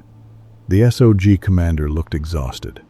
Running multiple recon teams across 3 countries took its toll. But his expression showed relief when he saw RT Sidewinder assembled, dirty and bloody, but alive. "Debrief in 30 minutes, Hendricks said without preamble. "Get cleaned up. Get food if you need it. Peterson wants details on the device installation and compromise. Good work getting out." He turned to leave, then stopped, looked back at Sullivan. The device transmitted for 6 hours before they found it. 6 hours of intercepted NVA command communications. That's significant. We'll discuss in debrief. 6 hours. Sullivan processed that information. They'd risked everything for a device that operated less than a day before compromise. Was that success or failure? The question had no clean answer. The team moved to the team room, the plywood building that served as RT Sidewinder's operational space. Weapons went into the arms room first. Protocol demanded securing weapons before anything else. Sullivan handed his CAR-15 to the armorer, felt the weight lift from his shoulder, but not from his mind. In the team room, everyone stripped out of field gear in exhausted silence. Uniforms were filthy, soaked with sweat and blood, torn in places from vegetation. Sullivan's uniform had a burn mark from hot brass that had landed inside his collar during the firefight, had seared his skin before he could brush it away. Jake found a bottle of whiskey someone had left in the team locker, poured 6 shots into canteen cups. No toast, no words. Everyone drank, the alcohol burning down throats raw from 4 days of minimal water and maximum stress. Edrem excused himself quietly, walked outside. Through the window, Sullivan watched the Montagnard find a quiet spot behind the building, kneel on bare earth, pull something from his pocket. Sullivan moved to the door, stepped outside, kept distance but observed. Edrem had a small cloth bundle, faded red fabric tied with cord. He unwrapped it carefully. Inside were items Sullivan couldn't identify from distance. Personal objects, maybe family mementos. The Montagnard arranged them on the ground in a specific pattern, spoke quietly in his native language. Not prayer exactly, not ceremony, just speaking to people who weren't there anymore. His wife and children, killed when the NVA burned his village in 1964. His parents, dead from disease the year before. His brother, killed fighting alongside Americans in 1965. Edrem fought not for ideology or politics or even survival. He fought because his family couldn't, because their deaths demanded he continue, because stopping meant their sacrifice was meaningless. The Montagnard carried ghosts with him on every mission, and after combat, he honored them this way: quiet, private, profound. After 5 minutes, Edrem carefully rewrapped the items, tucked the bundle back in his pocket, stood. He saw Sullivan watching, nodded once. No words needed. Sullivan nodded back, went inside. The weight of what they carried went beyond equipment and weapons. The debrief room was sterile. Concrete floor, plywood walls, a large map of Cambodia and Laos, metal chairs arranged around a conference table.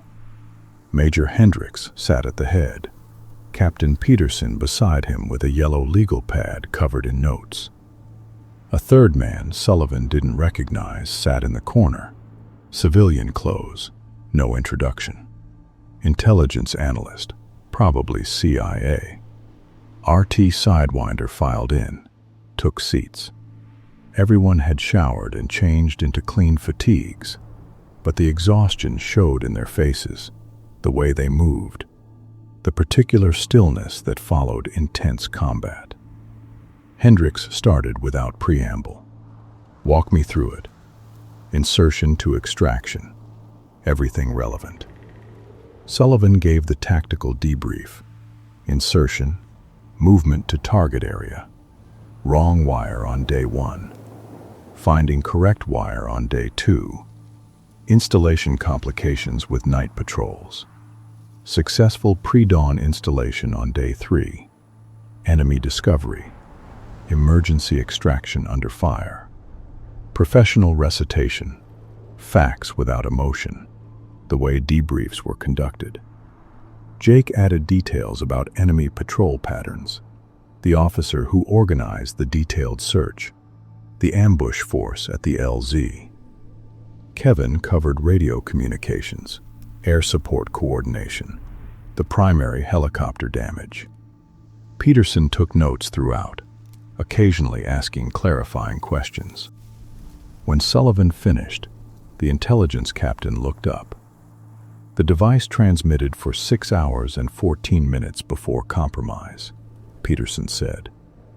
The EC-121 aircraft orbiting over the Gulf of Tonkin intercepted 37 separate NVA communications on that wire. Command-level traffic between base camps in the Parrot's Beak sanctuary. We've processed and translated everything. He flipped through pages. The intelligence included planned supply convoy routes and schedules for the next 2 weeks, unit designations and locations for 3 NVA regiments, planned rocket attacks on Tay Ninh and Bien Hoa air bases, personnel transfer orders, ammunition stockpile locations, and discussions about infiltration routes into South Vietnam for upcoming operations. Sullivan listened, processing. 6 hours had produced operational intelligence that would take months to gather through. Other means. Peterson continued. Based on the intercepted convoy schedules, Tactical Air Command hit 3 supply convoys yesterday evening. A-1 Sky Raiders and F-4 Phantoms destroyed an estimated 20 trucks, 40 tons of ammunition and supplies, killed approximately 60 enemy soldiers. That materiel never reached units planning attacks on our bases. The civilian in the corner spoke for the first time, his voice flat. The rocket attack planning intel went to base defense coordinators. They repositioned anti-aircraft batteries, increased alert status, moved vulnerable aircraft. When the NVA launched their rocket attack on Bien Hoa 2 nights ago, our defenses were ready. Minimal damage. 2 aircraft lost instead of potential 20. No American casualties instead of potential dozens. He let that sit for a moment. Your mission directly prevented American deaths. The 6 hours of intelligence was worth the risk, worth the compromise, worth everything you went through. Sullivan felt something shift slightly in his chest.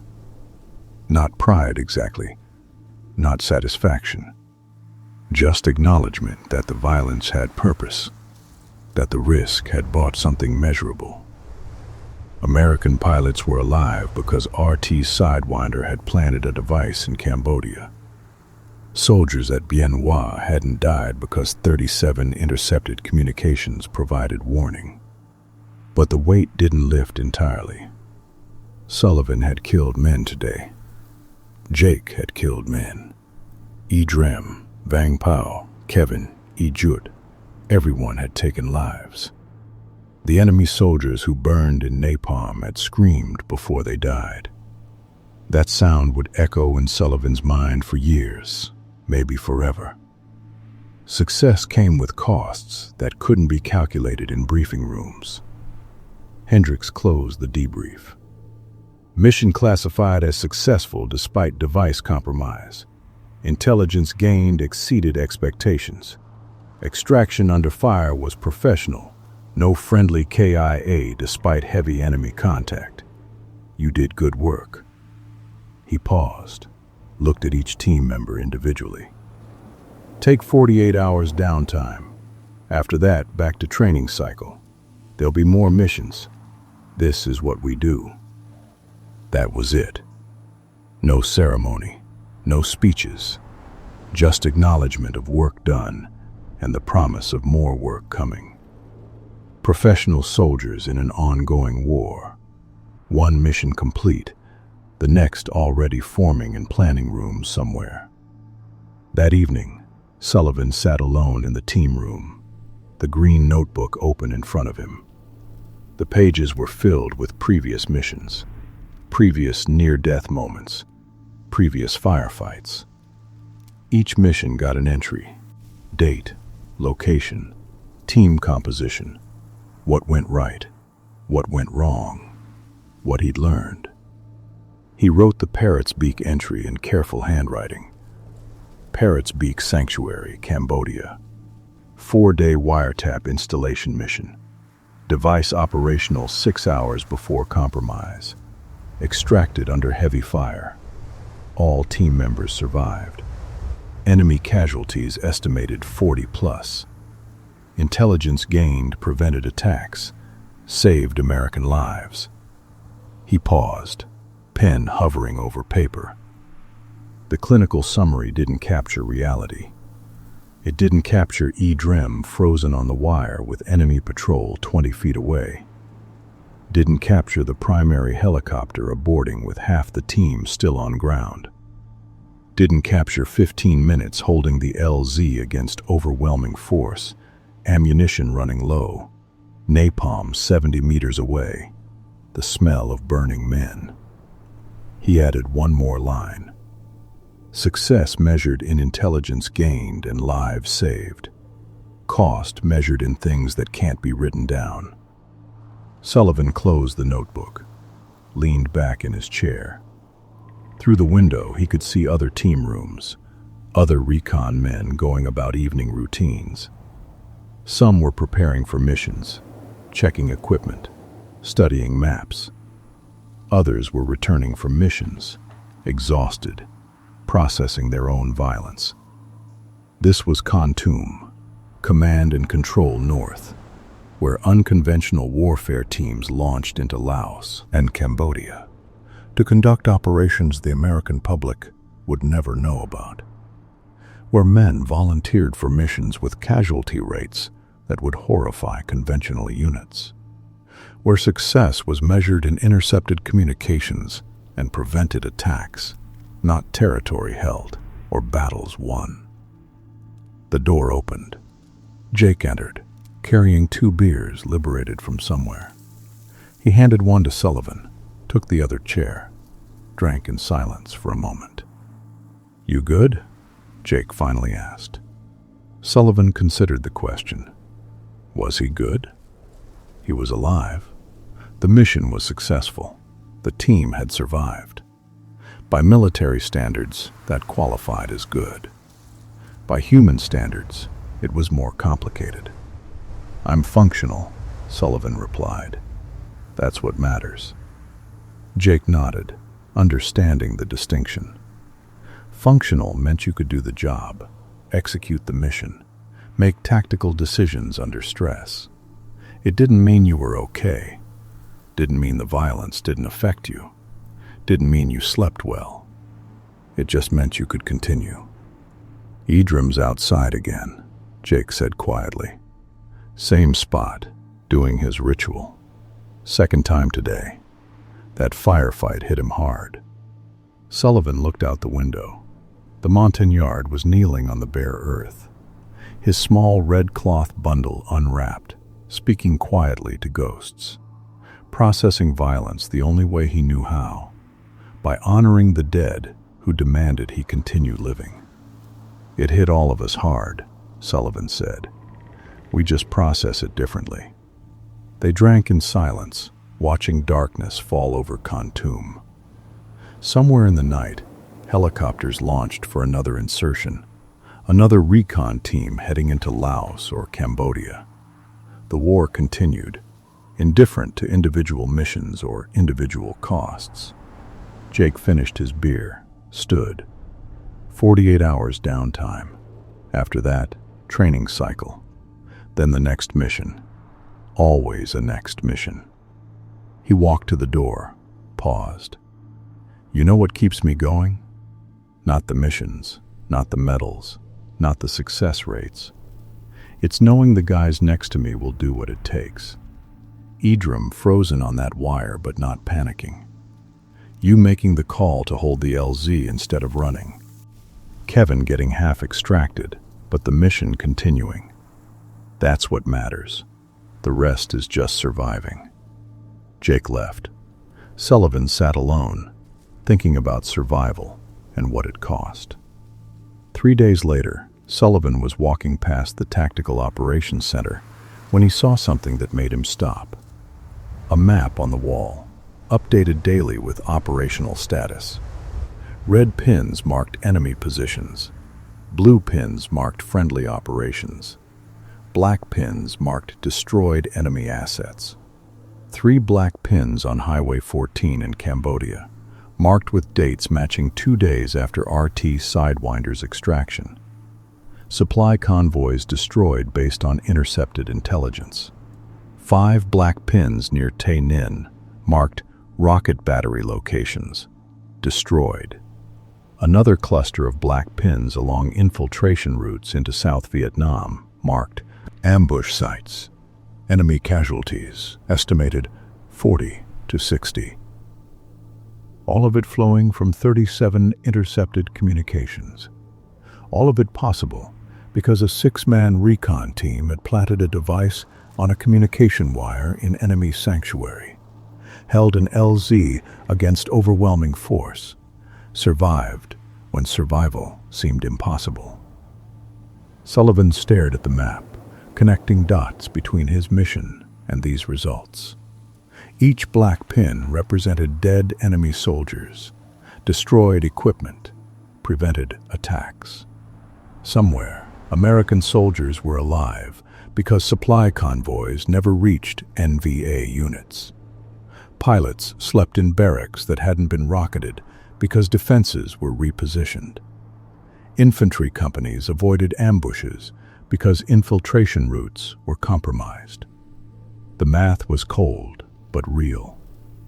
6 hours of intelligence had cascading effects across multiple operations.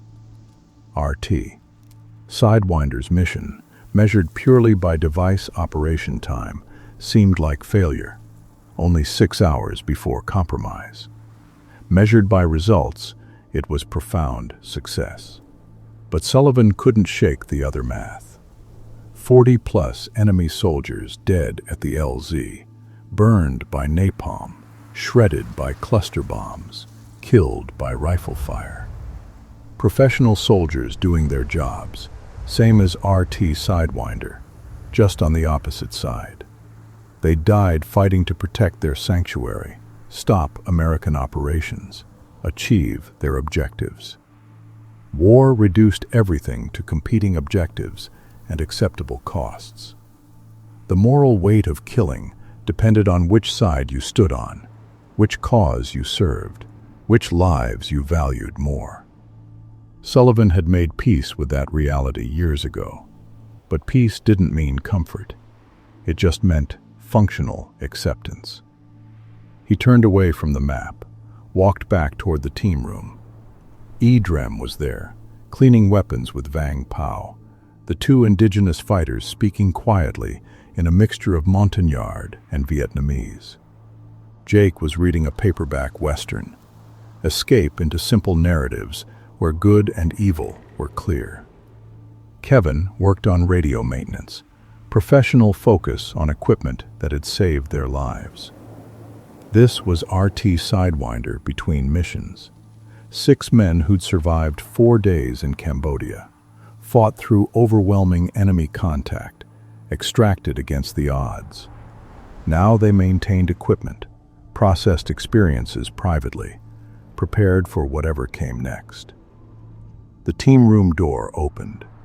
E. Jutt entered, holding a folder. "Hendricks wants to see us. New mission briefing scheduled for tomorrow morning." Sullivan felt the familiar response, part dread, part anticipation. 48 hours downtime wasn't enough to fully process the Parrot's Beak mission, but it was what they got. The war didn't pause for psychological recovery. Enemy operations continued. Intelligence requirements persisted. Recon teams launched according to operational necessity, not personal readiness. "Where?" Jake asked, setting down his book. E. Jutt shrugged. "Didn't say. Just said prepare for multi-day. Operation. Target area. TBD." That meant Laos or Cambodia again. Somewhere deep. Somewhere dangerous. Every mission was dangerous, but some areas were worse than others. The Parrot's Beak had been bad. The next target might be worse. Sullivan looked at his team. E. Drem had returned to cleaning his car 15, methodical and thorough. Jake had picked up his book again, but wasn't reading, just staring at the page. Kevin checked radio frequencies with unnecessary care. E. Jutt and Vang Pao were already discussing equipment loads for the next mission. Everyone processing the news differently. Everyone knowing the cycle continued. Mission, downtime, preparation, next mission. This was what they'd volunteered for, what they were trained for, what they did. The question wasn't whether they'd go. The question was whether they'd survive. And if they survived, what pieces of themselves they'd leave behind in the jungle. That night, Sullivan sat outside the team room watching stars appear over Khartoum. The base was quieter after dark. Generators running, guard posts manned, occasional radio chatter from the Tactical Operations Center. Somewhere in the distance, artillery fired H&I missions, harassment and interdiction, random shells into suspected enemy areas. Idram emerged from the team room, walked to his spot behind the building. The third time today. Sullivan didn't follow, didn't watch. Some rituals needed privacy. Some processing had to be done alone. Jake joined Sullivan after a few minutes, another beer in each hand. They drank without talking. Two men who'd killed together, survived together, would go back into the jungle together soon. "You think it's worth it?" Jake finally asked. Not rhetorical, genuine question. The missions, the risk, what it costs. Sullivan thought about the map with black pins, the prevented attacks, the saved lives. Thought about the 40 enemy soldiers dead at the LZ, the screaming from napalm, his own hands shaking from adrenaline and killing. Thought about Idram behind the building honoring ghosts, Jake's 1,000-yard stare, the weight everyone carried. "I don't know," Sullivan admitted. "Maybe it's the wrong question. We don't do this because it's worth it. We do it because someone has to, and we're capable. The cost gets paid either way. We just decide if we're willing to pay it." Jake nodded slowly. "That's darker than I expected." "It's honest," Sullivan replied. "That's all I've got." They finished their beers in silence. Tomorrow would bring mission briefing, planning, preparation. Days after that, another insertion, another target, another operation deep in enemy territory. The cycle continued until it didn't, until you died, or reached your rotation date, or broke under the weight. RT Sidewinder had survived the Parrot's Beak. The device had transmitted 6 hours of critical intelligence. American lives had been saved as direct result. By every measurable standard, The mission was successful. But success in unconventional warfare wasn't measured only in operational results. It was measured in psychological costs, moral weight, the pieces of yourself left in the jungle. Sullivan carried the Parrot's beak with him now, another entry in the green notebook, another set of images that would surface at 3 a.m. for years to come. The price of success was paid in currency that couldn't be deposited or withdrawn. You carried it, managed it, learned to function despite it. That was professionalism. Not the absence of cost, but the ability to continue despite cost. Idram returned from his ritual, walked past without speaking. Sullivan saw the small red bundle tucked back in his pocket. The ghosts temporarily honored, the Montagnard ready to continue. They were all ready to continue. Ready or not, the next mission was coming. That was the reality of unconventional warfare. Missions didn't wait for psychological readiness. You went when ordered, performed when required, survived if possible. And you carried the weight of it all, mission after mission, until your tour ended, or you did. That was the job. That was what they'd volunteered for. That was RT Sidewinder.